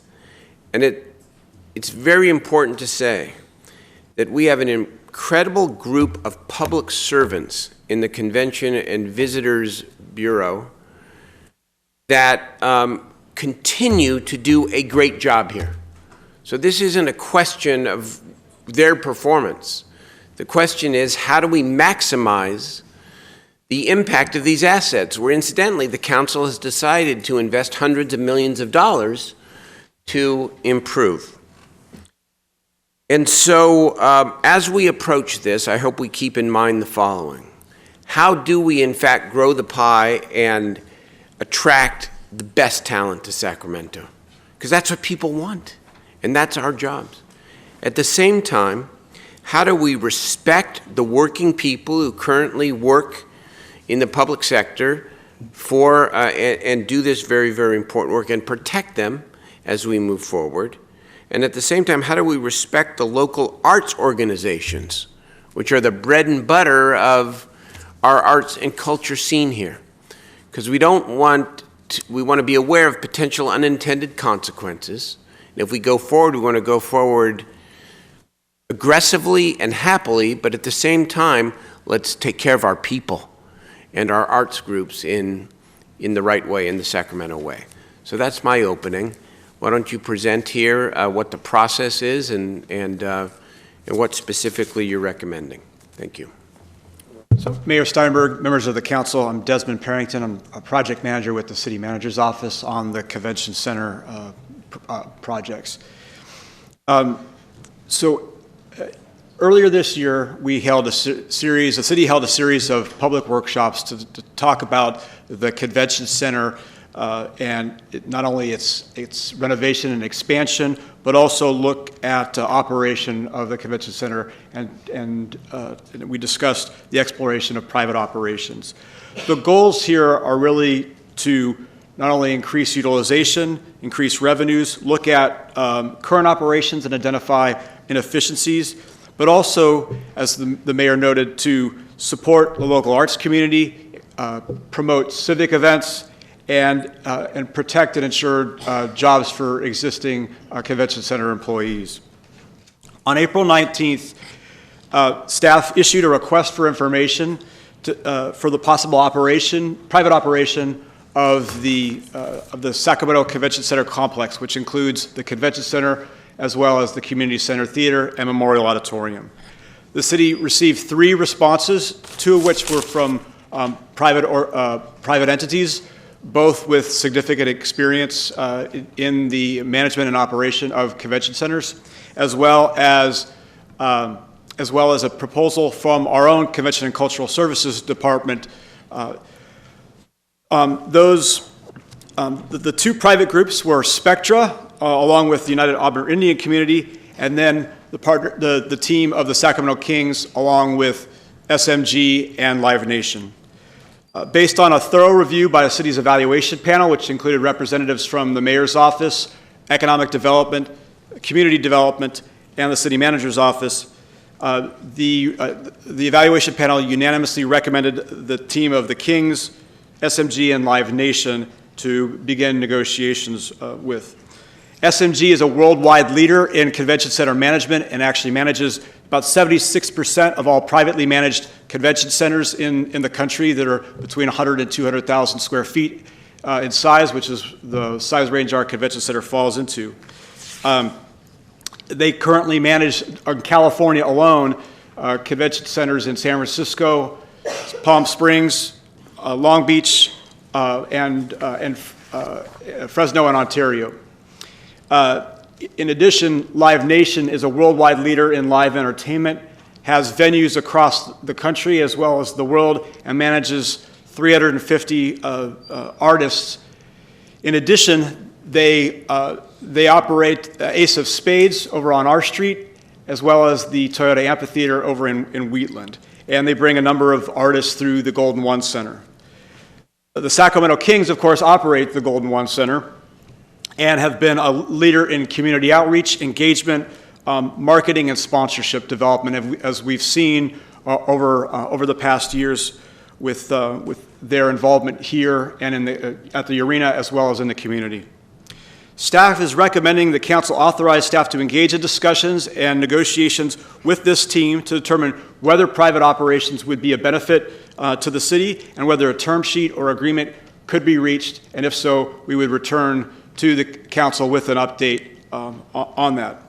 I'd like to introduce to you the Sacramento Kings, SMG, and Live Nation team that's here tonight to say a few words. John Reinhardt, president of the Kings, is here tonight. He'll speak. First of all, welcome and congratulations, John, on your new position. Thank you, Mayor. And thank you. And congratulations on a pretty good draft. Yeah, that's it. That's the best part. Thank you, Mayor, and thank you, Councilman. I'm John Reinhardt, the President of Business Operations for the Sacramento Kings. And really want to make this quick tonight, but just wanted to let you know how exciting this is and how thrilled we are to be able to take this next step with the city and with Visit Sacramento in order to continue to energize downtown. You know, building off of the success that we've had at Golden One Center, building off the success at DOCO that we are completing now. For us, it's exciting because we've been able to partner with, world-class partners like SMG and Live Nation, and I'll bring them up here in a second to introduce themselves as well. But with this team, we're able to take, like Live Nation is the world's leading promoter of live acts, and their venue and club department itself has over 9,000 acts that it produces. SMG is the world's largest convention and venue management company, so they bring in a tremendous amount of expertise in order to help find new business for us, in order to create that cultural and entertainment calendar and really revitalize these iconic buildings. Because the buildings we are talking about, the Memorial Auditorium and the Community Center Theater and the Convention Center, they're iconic to Sacramento, and we want to make sure that we continue that iconic nature of the buildings, but just bring them more to life. And, I do want to mention with Visit Sacramento, we work very closely. And even though they're not part of this bid, they are part of the process. We work hand in hand with them. Me personally, I've been on the board of Visit Sacramento for over the last 10 years. And, I look forward to, working with Mike Testa and his team in identifying those new ways that we could bring into life. So with that, I want to bring up our partners. We have Greg Karen here from SMG and Ben Whedon from Live Nation. They can say a few words. Welcome, you guys. Welcome, Ben and Greg. Thanks, John, and Mayor and Council. Thanks for having us this evening. And Mayor, I think you hit it right on the button. These venues are economic development tools. They're tools that drive revenue to the city, that drive jobs, that drive hospitality and tourism, fill hotels, fill restaurants, drive sales taxes, and all the things that help bolster an economy. From our side, I think John put it quite well, and I wouldn't add much to it. We really enjoy the convention center world. We deal with the Mike Testas of the world around the country. We deal with about 65 Convention and Visitors Bureaus, organizations like Visit Sacramento, and they truly are the sales and marketing arms of the destinations we serve. We look to come in here and help bolster those efforts and do the same thing that a hotel brand does for a hotel, the same thing that Hyatt does for a Hyatt hotel downtown, or that Renaissance does, or Marriott does. That's really the model that we look to bring to the community, work with the staff, work with the city, and help build the Convention and Visitors business for your community. Thank you. Thank you. That's great. Thank you again for your time. Ben Whedon from Live Nation. I'm the Chief Operating Officer of Live Nation's Theater and Club Division. We've got a pretty long history here in Sacramento through Punchline Comedy Club, with Ace of Spades, with the Toyota Amphitheater, as well as working with the Kings on shows through the Golden One Center. We do believe that there is a huge opportunity to bring probably well over 100 events a year to the Memorial Auditorium. Right now in California, there's probably 350 events between the 2,000 capacity range and the 4,000 capacity range that right now are skipping Sacramento. So it's a wonderful opportunity to bring content to the city of Sacramento that currently is lacking, and look forward to working with the city and with our partners to do so. Thank you. Maybe to ask maybe the obvious, but I think it's important that the public hears this. Why are you interested in Sacramento? What is it about Sacramento that appeals to Live Nation and SMG? We know how the Kings feel about Sacramento. Right. Well, for us, I mean, we've been here for well over a decade, so we recognize that there is a gap right now in the market. So we're doing 150, 200 events at Ace of Spades. We're doing 2 shows a night at Punchline. We're doing 40-plus events at the Toyota Amphitheater, as well as dozens of events at the Golden One Center. So there is that gap right now, and we believe that with the portfolio that we have of the different venues around the country and within California, that this is the perfect time to really spruce up the Memorial Auditorium, and frankly, it brings a ton of events that hopefully benefits the whole city. I think there is a lot of diversity that we can bring as well with the events, and work with SMG and with the Kings to make sure that during the downtime of the theater renovation, that we can make sure that we don't skip a beat on the symphony, the ballet, and Broadway as well. And Mayor, from the meetings and convention side, We serve two clienteles. We serve our government clients, you all, cities, counties, states, authorities, the people who own these venues, the public sector. And we serve our meeting planners, the people who actually plan events and move them around the state, move them around the western region, and around the country. So it's incumbent upon me not just to serve the city and county of San Francisco and the city of Sacramento and the city of Ontario and the other municipalities that we serve, but for me to be able to go back to our convention center users and say, we have now added an opportunity for you to book events with us, another one in Northern California. San Francisco is a very, very different market, very different animal. I don't think anybody would argue that.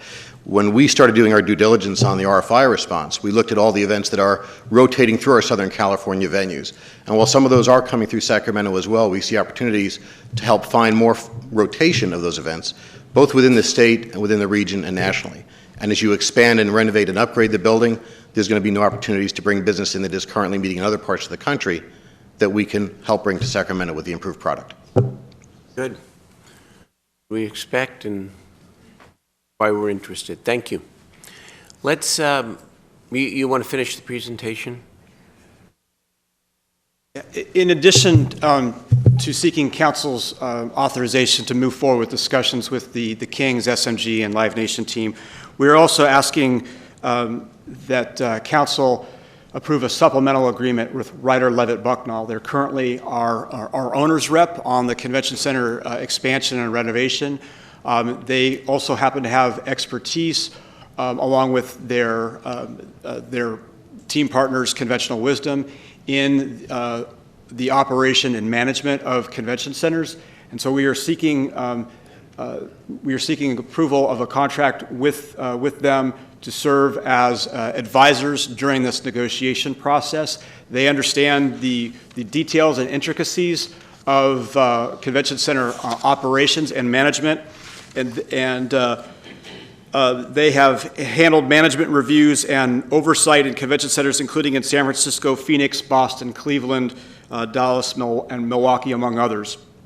They have years of experience doing this and have worked in both dealt with public to private transitions as well as private to private transitions and so forth. And this is a expertise that staff does not have in-house.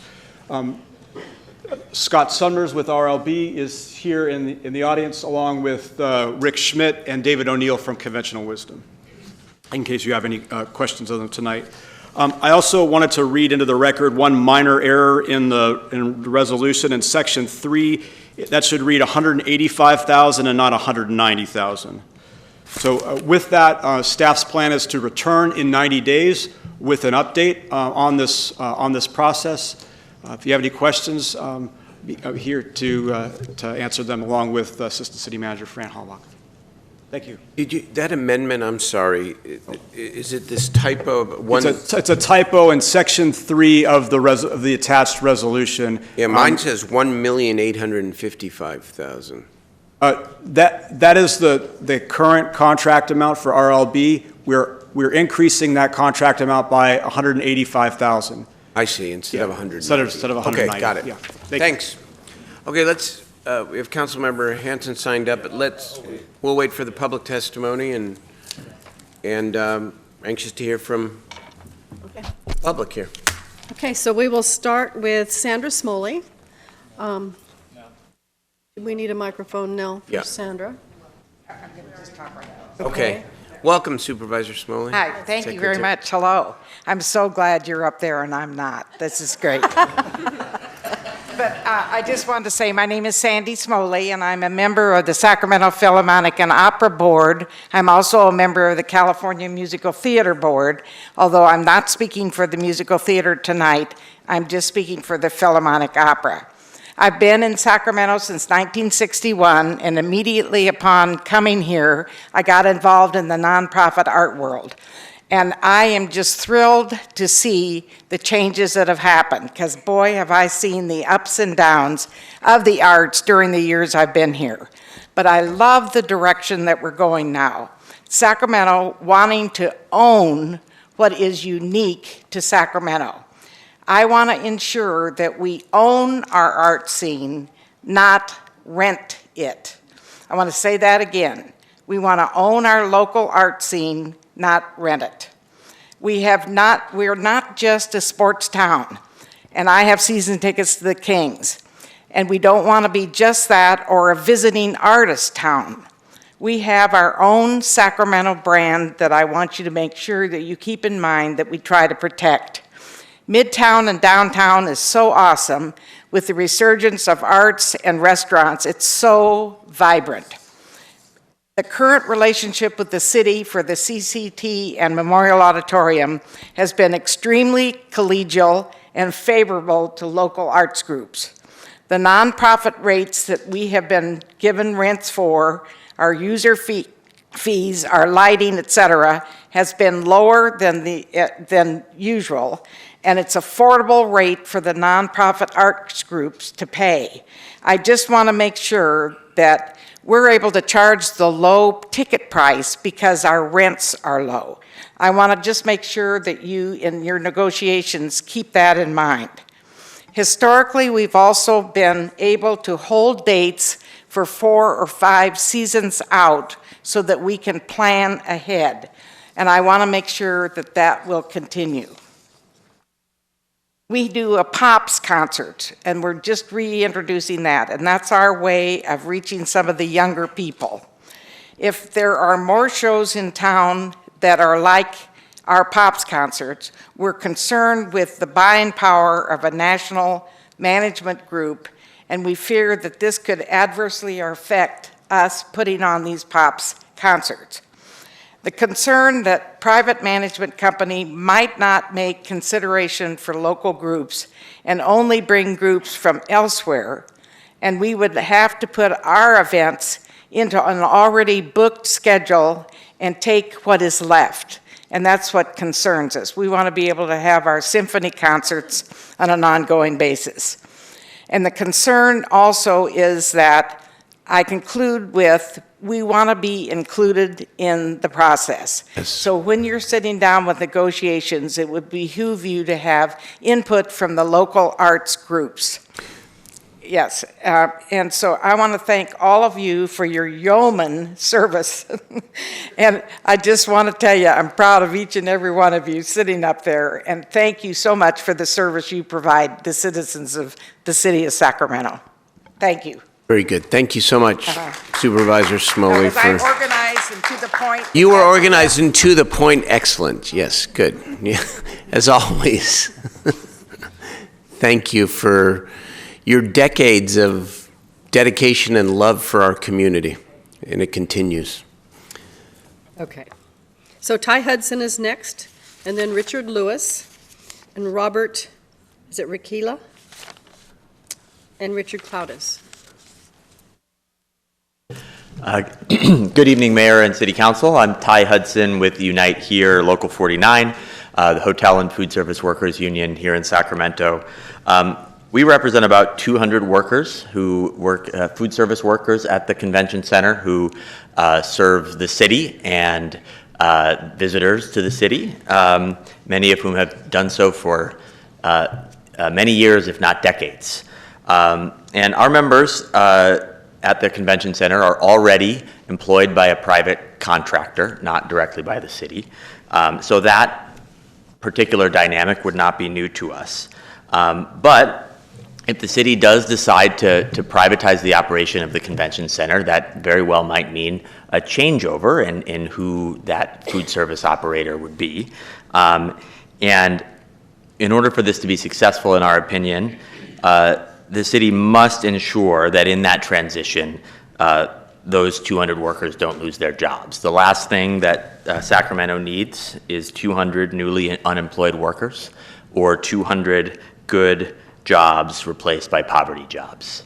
The only way to prevent this is with a binding worker retention provision in any agreement that the city reaches with the private operator to run the convention center. And if we can get that right, if we can make this work for the workers, then we're really excited to continue to work with the city on bolstering and strengthening and growing the hospitality industry in Sacramento. Thank you. Message received, and that's the goal. Thank you. Next.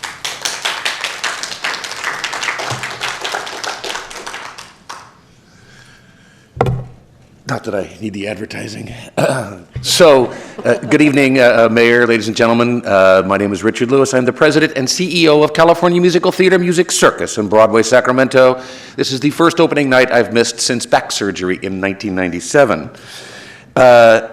This is very exciting, what you have proposed. The exploration is going to be a very interesting process, and we are looking forward to watching it happen. We think that this is an opportunity for the city to generate additional revenues, which is a terrific idea, as long as our financial expenses don't get impacted negatively. So we're just looking for, again, as Sandy asked, it's just that reassurance. If we have input, Alice Sorrow is a brilliant woman, and hopefully between the two of us, we should be very able to provide all kinds of input for Mr. Parrington as he moves forward. And it's just a great idea to be at the table and not on the menu. So things like a non-compete clause, you know, that kind of thing. Maintaining our date flexibility. I just went through a process with the speaker series and with Alice, with the Phil.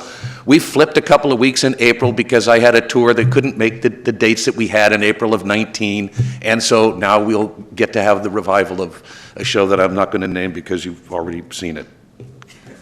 Cats. Anyway. So that really was it. Just want to say this. I'm looking forward to this. I am glad that we did give our own city staff the opportunity to be heard, and I do look forward to as many of them as possible sticking around because they're a bunch of good people. Okay, thank you. Bye. Richard, thank you. That was great. Thank you. Robert? Okay. Who's coming up next? Robert Rakela, I believe it is. Ella. Rakela. Welcome. Bob Rakela, that's the name. Yep. I make sure you get it right. Got it, Rakela, thank you. Okay. I got notes here. Did you start the clock? Oh, good. Oh, yeah. What I represent is FOSMA, the Friends of Sacramento Memorial Auditorium. We're a bunch of kooks that are worried about the building, the use of the building, the preservation of the building, and the cost of putting events on in the building.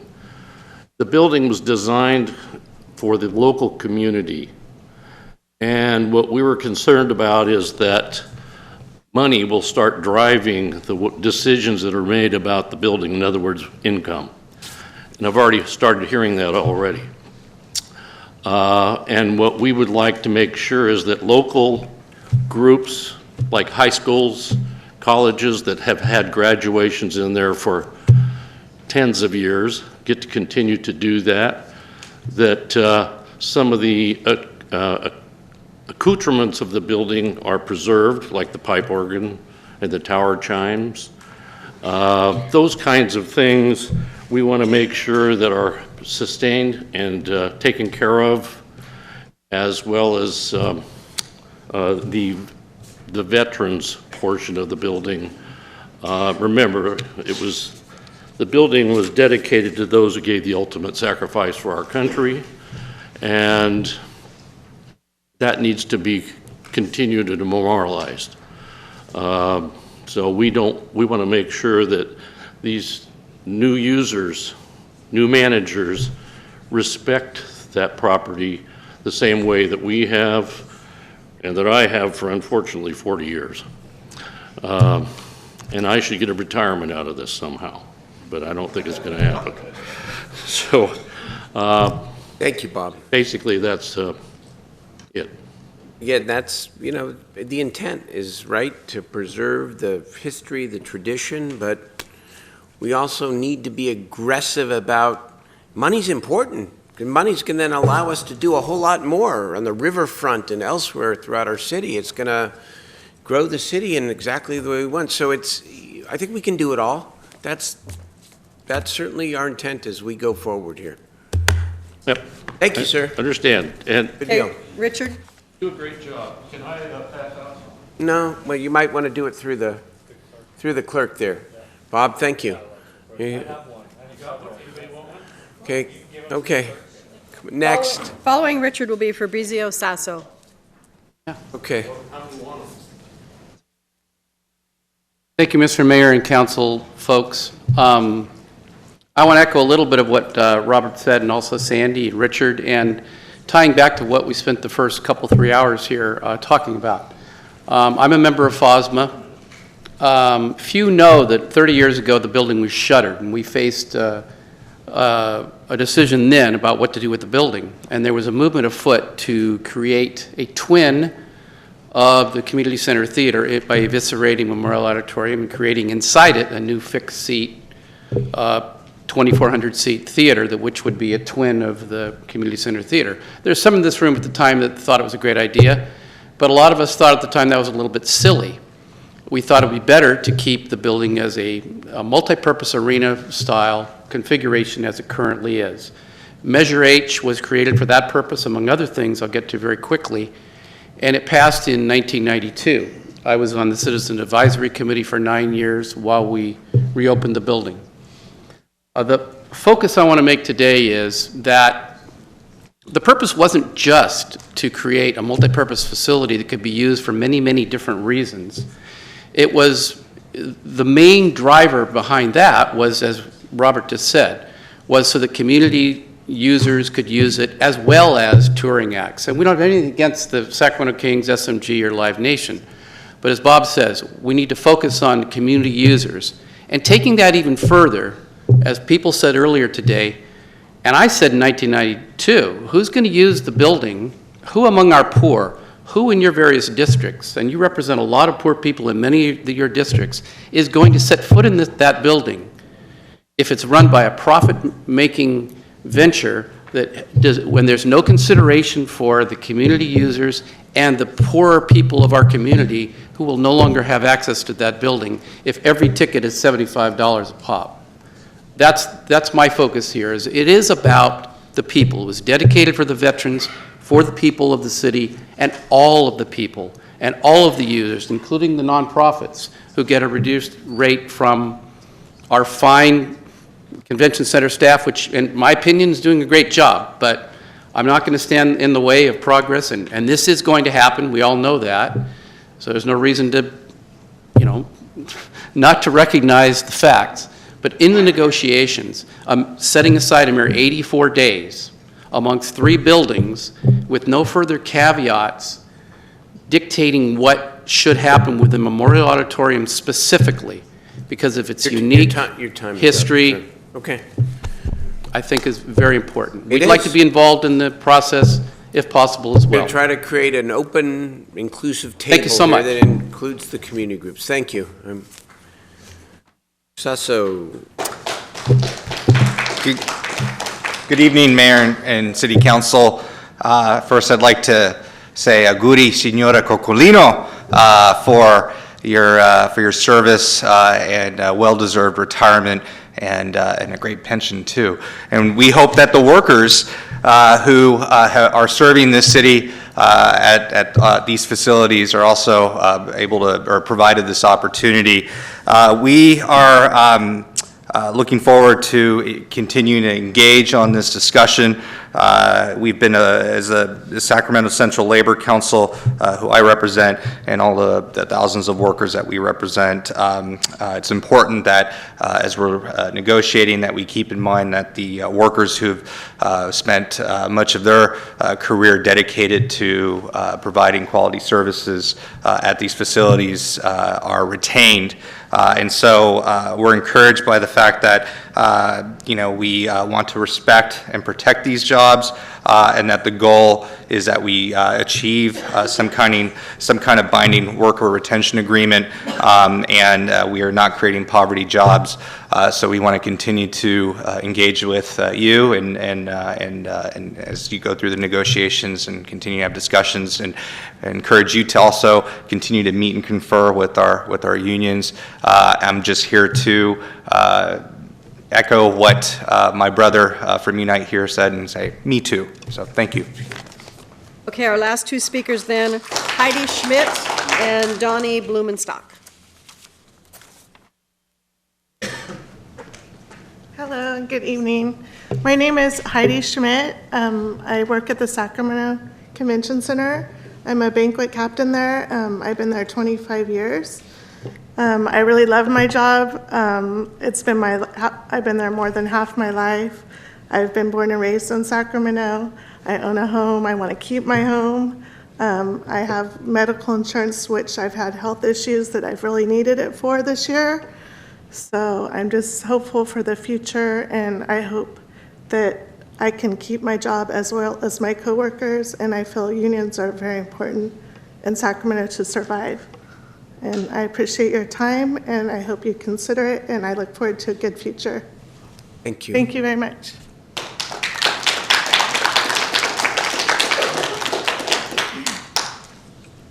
Good evening.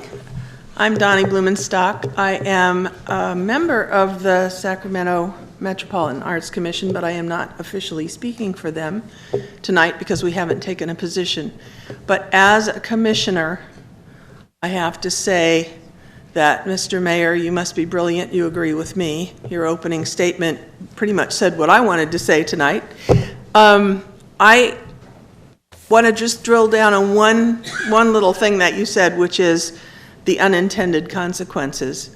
I know that sometimes when a process like this gets going, it develops momentum, and that's a good thing until it isn't. I want to make sure that our arts organizations, which are the soul of this community, have an opportunity to participate in the discussions, that their points of view are heard, and that their needs are protected.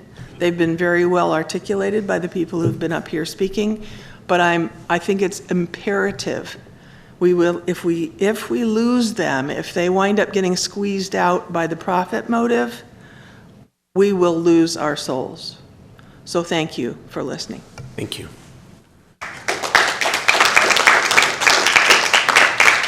Very good. That's important public testimony. I know that, slight frustration to me that, the folks from the business community, the development community, GSAC, and others who've been extolling this kind of proposal for a long time, and I don't see them here tonight, coming to the microphone to talk about how important this is. And, it's important to push City Hall when you're unhappy about something. It's important to show up and talk about an important advance when it's about to occur. So that's to none of you in the audience here, because you're all here.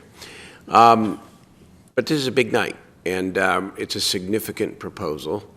And I'd like to turn it over to some of my council members for their comments. Councilmember Hanson. Thank you, Mr. Mayor. I think that was a good segue. There are three people in this room that are really important to me, and one of them spoke, but two of them didn't. One of them is Sandy Smoley, who's affectionately known as our mayor of Midtown, at least the social captain of her block of Midtown. And Marion Betts, who is with Unite Here and used to be one of our Class C catering workers at Memorial and the Convention Center and the theater, who's just a phenomenal person. And Brett Baer, who helped found Ace of Spades, who's sitting in the back, didn't say anything, but Live Nation certainly is proud of Ace of Spades and having it join their network of venues. And the reason I mention those three is because they reflect the spirit of our community in many ways. Entrepreneurs, workers, civic leaders, and each of these facilities deserves the best of what we can do. The council's made a very important decision to invest significant public dollars in them. $16 million into Memorial Auditorium, about $80 million into the Community Center Theater, which, by the way, if you go backstage, is 1970 all over again. It is not been touched. It's like a time capsule back there, and it desperately needs those renovations. And then the Convention Center, which we know is an economic driver. If we make those investments and these facilities are empty, shame on us. We are not doing our best to program these facilities to make sure that the workers who depend on the jobs there, whether in the facilities or around the facilities, that we're maximizing our economic opportunity. And that shouldn't come with displacement. But I have to tell you that when I see those buildings empty, the restaurants around, some of the hotels around, they're not doing as well is when you have a graduation or a concert or you name it. Broadway, Sacramento, if Richard didn't leave. Nope, still there.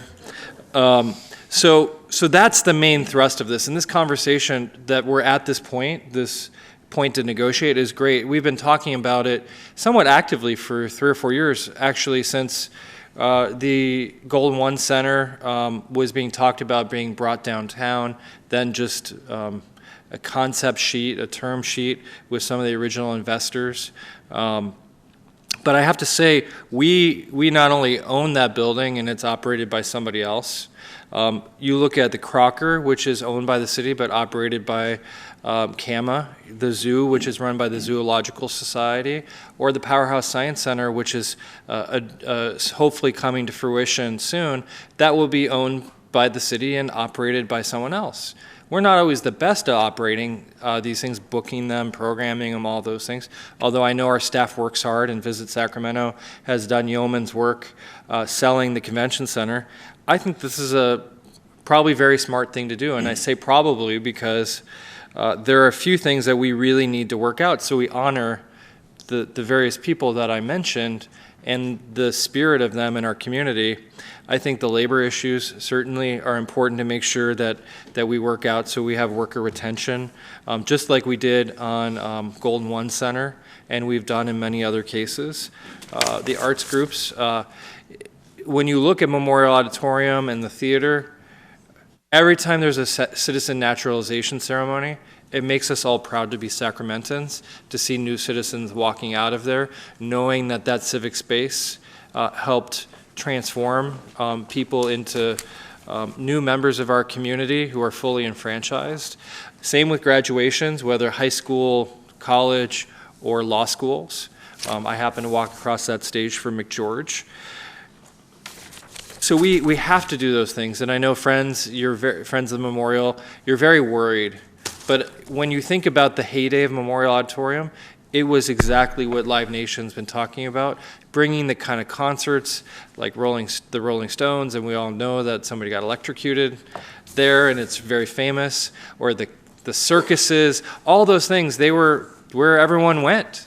And we just fell behind in competing in bringing those types of events to our city and in allowing the building to fulfill what it was meant to do, which is to be a civic hall for all these kind of things. I don't think any of that will be displaced, especially not under my watch if I have anything to do with it. So the last thing I think is really important is that the capital contribution, I know that we have to negotiate that. We have a serious hole to plug in our financing for naming rights and all that stuff. And I look to the 3 gentlemen in the front row that we're going to negotiate with, and I say we're going to try to drive a really hard bargain with you because it's going to be how we're judged, and it's going to help us determine whether this is successful or not.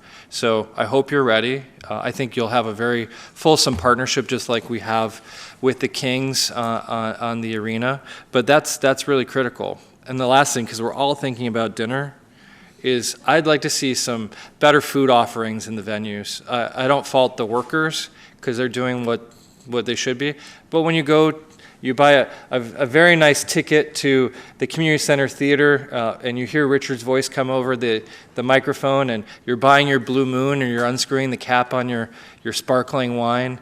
You wonder, for our farm to fork capital, can't we do better in our own city facilities? I know I've raised this over the years and we never seem to cross the threshold, but I just think this is the time to do better. And John, congratulations on your position. You oversee a vast farm to fork empire. Please help us. I'm not just hungry, I mean it. And so with that direction, I'll make a motion that we approve the item and go forthwith and come back with a very successful opportunity to move Sacramento forward. Thank you. Thank you, Steve. Councilman Chenier. Thanks, Mayor. So I think this is a really interesting night because we spent a number of hours hearing about rent control and folks who are suffering in the city and justified. I mean, there's no question about it. We have a housing crisis in California and Sacramento. seems to be leading the pack on a lot of the tough issues that are causing that and the results of the crisis. I think that the only way we get through that, the only way we do some of the things, Mayor, that you talked about, the only way that we mitigate homelessness and move towards solving that problem is by growing our economy, by having more jobs in the city where people can be employed and having jobs with living wages. I think that's incredibly important. The last thing we need is additional people, as was mentioned, who are trading in jobs that pay them well enough to have a home and provide food on the table for low-wage jobs that are minimum wage. So we don't want to go in that direction. Again, the only way we get out of this and continue to grow as a city and do the things we want to do for the folks that we talked about tonight and for our young people and for others in the city is a high-performing economy that will lead to more jobs. That's the bottom line. And actually, I'm thinking of Bonnie Pinnell tonight with, and Angelique said this the other day, jobs, jobs, jobs. That's where we need to go. That's the only way we get this. I think that this is a great opportunity for the city. I think it's a good deal for a couple of reasons. One, I think the city needs to stick to doing what it does well and find people who do things well that we don't do so well. I thought that when we stopped doing golf, which we were losing money after year to year. I'm not sure why we're still running a marina. We can talk about that at some point. And I think that there are folks who really do well running these types of facilities, and partnering with those in public-private partnerships is the way that we should be doing business. And Steve talked about a number of things, and we can go to Verizon and we can go to other things that we've done in the last 6 months and the last year in creating those partnerships, which is going to benefit everyone in the long run. So I want to second the motion. I think this is the right way to go, and I look forward to hearing back in 90 days where we are. Now, I do think that there is a challenge, and the challenge has been kind of brought up by folks on two ways here. One is kind of the history of the buildings, the types of organizations that currently utilize the buildings, and not losing that identity of Sacramento. The other piece, which was brought up by Ty and Fabrizio, is making sure that folks who have jobs now can carry those over into this new organization at the same rates and with the same opportunities, if not more opportunities, because we can see growth in what's happening. There will be more events and more higher class events. I think we have a great staff, but I will say with all due respect to our staff, I don't know that they get they get the business aspects of this and the bureaucratic aspects of this, but possibly not the political aspects that I was just talking about from the history of the city. And with all deference to them, I don't know that we're in a position where if we just say go do this in 90 days and come back, we're going to protect some of those things that we've talked about tonight and that were brought forward. I will tell you, and I don't know if this is the answer, and I want to defer to you, Mr. Mayor, on this. When we did the arena, we had an ad hoc committee, and I understand the public and non-public piece of this, and we could be very public about it, but we had an ad hoc group, which was Mr. Warren, Mr. Cohn, and myself, who worked with our staff in looking at what we needed to do in the arena to really protect those pieces of the deal that were so important to us. So when we think about the diversity and the hiring of zip codes and workforce development that we did, and the working with area congregations together and other nonprofit, the Greater Sacramento Urban League and other nonprofits, that was a whole dimension to the negotiation and to the work we did with the Kings to ensure that those pieces that we understand so well, that is not really the number one issues for our staff, were taken care of. So my recommendation, Mr. Mayor, I don't know if it's an ad hoc or just asking a couple of folks on this council to work with our staff as we do those negotiations, not to sit at the table on negotiating, but to make sure that we are backing up those pieces which are so important, I think, to us as a council, that we can ensure that the pieces that we talked about today, primarily the human resources piece and kind of the history that we want to preserve stay front and center, because frankly, if we don't do that, we're the ones accountable to the public for doing that. I think it's an interesting suggestion. I'd like to think about it a little bit in terms of how we do that. Yeah, and I'm not saying it's an ad hoc. I think however you do it, but I think this council, represented by some of us in some way, needs to be involved in this, because otherwise I fear that a deal will come back that will ignore some of the pieces that are most important to us. Well, okay, and certainly the signal's been, I hope it's been sent tonight, that it ought to be a hard negotiation, good faith, hard negotiation on the funding. Like tonight. On the funding issue, on the local arts issues, and on the worker protection issues. But I just want to think through a little bit how we... I'm not satisfied with just the message going out. I get it, and Fran is shaking her head there.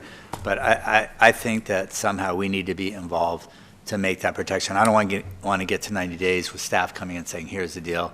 We're saying, but what about this? What about that?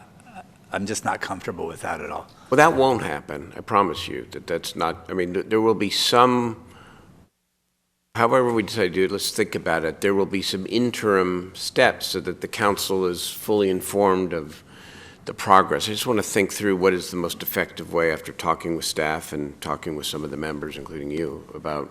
And all I can say is, I think it worked well when we did it with the arena.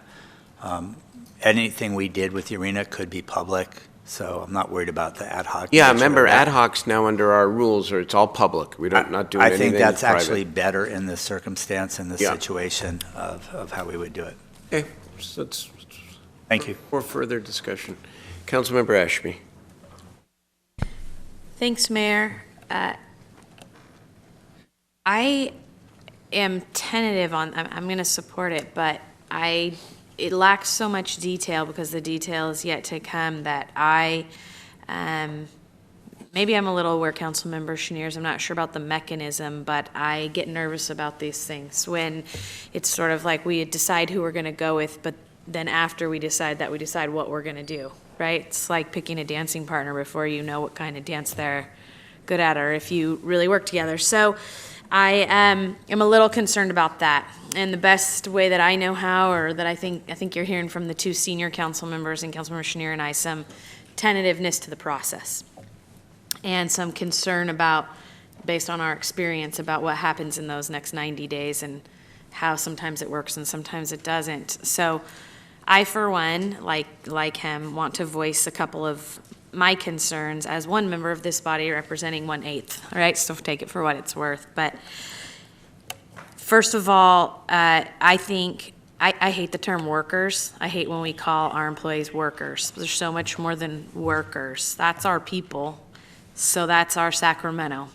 And we don't have anything, including the building, that's more important than them and their families and the lives and the things that they bring to our city. That's who we represent. We don't represent the building.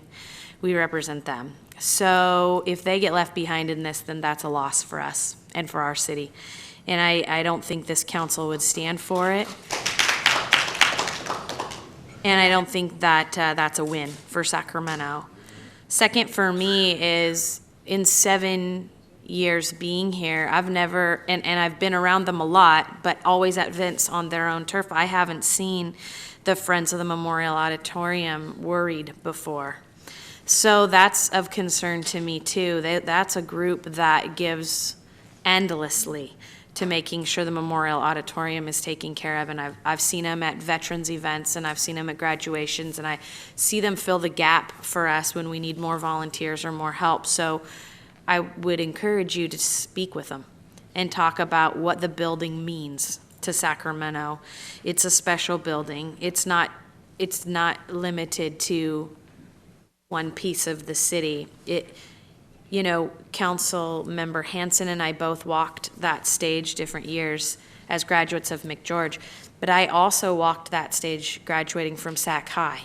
And I watched my son walk across that stage for Christian Brothers, but I also know that kids from Burbank cross that stage. And I know you're not from Sacramento, but all of that is to say those are very different schools with really different demographics And the equalizer is when they have reached that moment of achievement, they walk across the same stage in the same hollowed halls that this city has always recognized for its success and for celebration. If we lose that, we have lost a pretty big civic amenity as well. So I think that's a piece that needs to be honored inside of that building. And then from an arts standpoint, Sacramento runs the gamut. We have arts in a lot of places in their own personal trajectories, and some of them struggle, and some of them are very successful, and it's important for us to help all of them and kind of meet them where they're at, whether they need a lot of support or a little bit of support or partnering or whatever. We've made it really clear on this council dais that the arts are important to us, and our local arts included. Love bringing in cool venues, love what Golden One Center has done for Sacramento. In the last week alone, you could rattle off how many really cool acts that people get to come see. And I love the idea that the Memorial Auditorium could have more of that, and I don't think anyone would fight you on that. But they're not going to want to lose the opportunity for people to be able to come in for free and see the Philharmonic, or people to come in at a low cost and see another venue. While it is the building that the Rolling Stones played in, it is also the building that Eleanor Roosevelt gave a free speech in. And I don't want to lose that half of the equation moving forward either. So for me, those are the pieces. And Mayor, I agree with you. It's troubling and worth questioning where the advocates are tonight, because we all certainly got an earful about wanting to move forward with the big entity and having Live Nation and the Kings and what they bring to the table, and it's really great, and I'm glad you're here. But where are the people that were advocating for us to move in this direction? Why aren't they here and sitting through? And, I think sometimes things happen for a reason, and all of you are here right now sat through the first half of this meeting, which was a tough one. And it probably, if you're human and have a pulse, had an impact on you to hear all of that. And so the fact that there are some people who advocated for this but weren't willing to sit through that piece of this meeting to understand the balance of what we face at this dais is somewhat frustrating to me. So I hope that the people who are in the room take responsibility for the opportunity of what you had to hear tonight and understand what we're trying to address and what we're trying to balance. Grateful to have you as a partner, but we just want to make sure we get it right. So thank you. Good. It was a great hearing. So last comment, and then we'll take the vote. I'm personally excited, and we are excited, but I think part of the message here that we're trying, especially to our new friends, Life Nation has been here, SMG as well, is that we want this to be your community as well. And so when Councilmember Hanson talks about driving a hard bargain on, for example, the $20 million that we have now set aside in a line item for naming rights, because that's what it's going to take in order to fulfill all of the different things we want to do through our hotel tax. I think you ought to not just think of that as a business partner of the city or a business negotiation with the city, but as a real partnership with the city. Because if we can grow that fund and we create the Destination Sacramento Fund that the council authorized several months ago, and we can begin building on our, not only these assets, but our other assets, like the riverfront, then that's going to benefit your business, because we're going to attract even more to these three assets. And so as you're approaching this, yes, it's a negotiation, but really you're becoming part of our city. And we say that happily and with pride, but we're going to need you to lift up the local arts help lift up the local arts organizations. We're going to need you to stand up with and for the workers, and as importantly, we're going to need you to help us grow our economy in addition to what you're doing night to night to bring in the quality entertainment that you will help us bring in and conventions that you'll help us bring in. So let's go forward. We'll think about Councilmember Chenier's suggestion how to involve the council, or at least a committee of the council to monitor this as it's going, and we'll come back hopefully in 90 days with a great agreement. All those in favor, please signify by saying aye. Aye. Opposed? Abstain. That's 9-0. Thank you very much, and thank you to everybody who did wait patiently. I hope you found the first half of the meeting of value too, because it does show you that we are a city that is sky high in terms of opportunity, and we also have a lot of challenges, and that's what happens when you grow a city. So we appreciate it. Okay.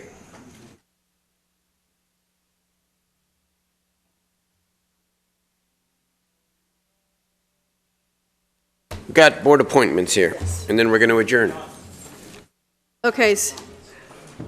We will do council comments in a second. Go ahead. Okay, so I have 2 board and commission appointments, or 2 boards. The City County Bicycle Advisory Committee, 2 people, Luis Morante and Nardos Gurma. And the Paratransit Board of Directors, we have Anna Fontes. Thank you. Okay, we don't vote. No, it comes back for ratification. Okay. Very good. Council comments, ideas, questions, things that have not been spoken about tonight. Anything? Vice Mayor God, the list is always long, too. Thank you, Vice Mayor. Mayor Jennings. We spoke earlier today about the hot spots, and we recognized the champions that won this past year. The District 7 hotspots will take place at School of Engineering and Science Friday the 28th from 7 to 10 p.m. I'm sorry, 7 to 11 p.m. If we could try to take the conversation outside, we sure appreciate it. Okay, go ahead. So hotspots will take place at School of Engineering and Science from 7 to 11 p.m. This is open for teens age 13 through 19. You'll enjoy basketball, you'll enjoy snacks, and have the opportunity to fellowship with others in the community. And then the last Jazz in July concert will take place at Marriott Park on Saturday the 29th from 6 to 8 p.m. Jose Hernandez and the Mo Better Jazz Band, as the mayor knows, was hot, and they did an incredible job, and they stayed late and continued to provide music.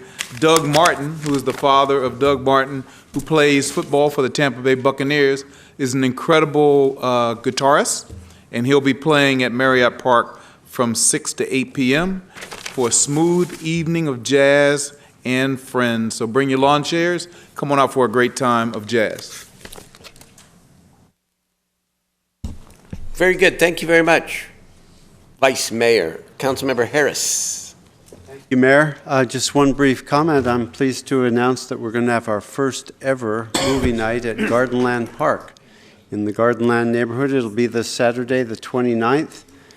The neighborhood has really embraced this idea, and that we're going to have Lamex Taqueria food truck there, some ice cream, some popcorn, and I'm very excited about this because this is a community that is really owning its pride, and I think they're going to show up in droves. So looking forward to Saturday. Very good, thank you. Councilman Schneer. Thanks, Mayor. 3 events. Thursday night, Colonial Heights Neighborhood Association meeting at Colonial Heights Library. That's at 6:30. On Friday night, we have, for the last 4 weeks, been doing peace walks in Oak Park from 6 to 7 p.m. And it is this week at Bethel Church, which is at 4201 8th Avenue. I'll be there if anyone wants to join. It's been really productive as we've talked to people in the neighborhood. And then on Sunday, we have our second concert in the park in Curtis Park, and that's at 6 p.m. Sunday evening. Very good. Thank you. Councilman Guerra.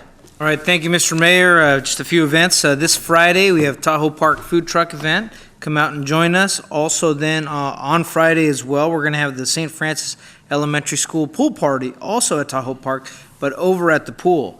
And then we're going to get started on the National Night Out events.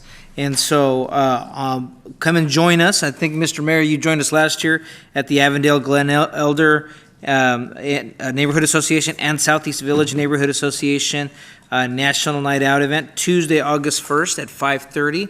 Also, Talek Village is doing their first National Night Out event on the Avenue, 21st Avenue.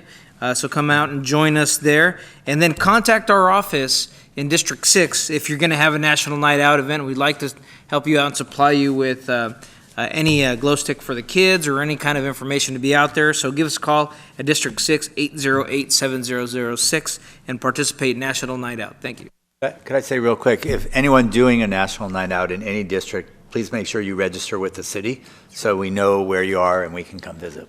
And by the way, that means next week's council meeting is Thursday night, not Tuesday night, because of Celebration National Night Out next Tuesday That's night. correct. Okay. And because of that, and we're moving it to Thursday, the Wednesday of next week is also the Nepenthe Neighborhood Association meeting. So come out to the Nepenthe Neighborhood Association meeting in the Campus Commons community after National Night Out. Very good. Busy week. Last but not least, Councilmember Warren. Thank you, sir.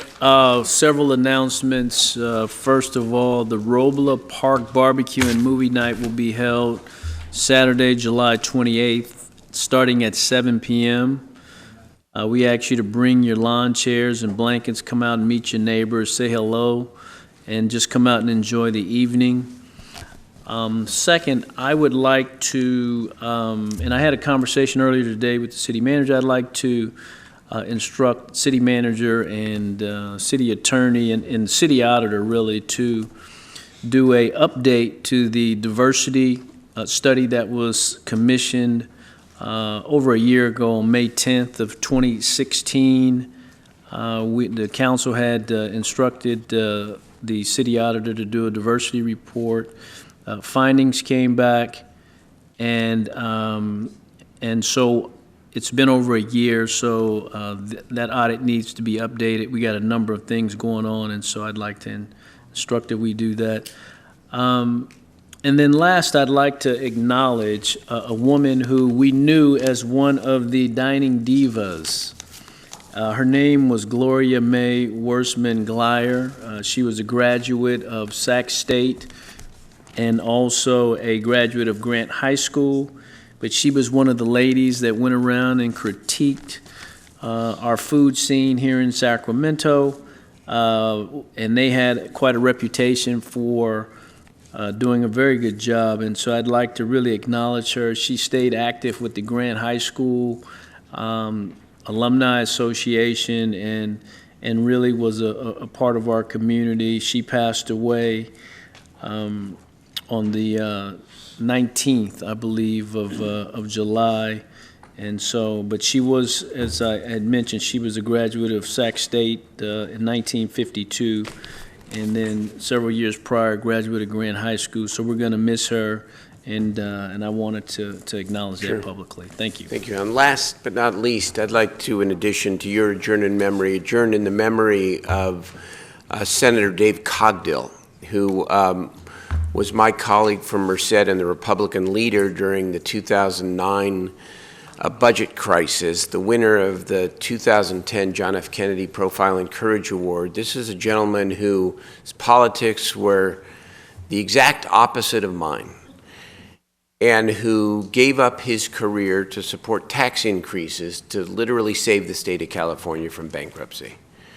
And he was a principled man, and he taught me that, you know, you can have whatever politics you have, and that's what makes for democracy. But in the end, if you care most about the country or the state or the city, that you are doing right. You're doing the right thing by the people, and that's what he did. And he died of pancreatic cancer, age 66. Several days ago. We're going to attend his funeral next week in Merced, but a very special person and somebody you might not read much about in the history books, but without his courage, we might be dealing with more budget cuts here at the city. That's really how I felt about him, so I'd like to adjourn in his memory as well. Okay? Thank you very much. We're adjourned. David Cox.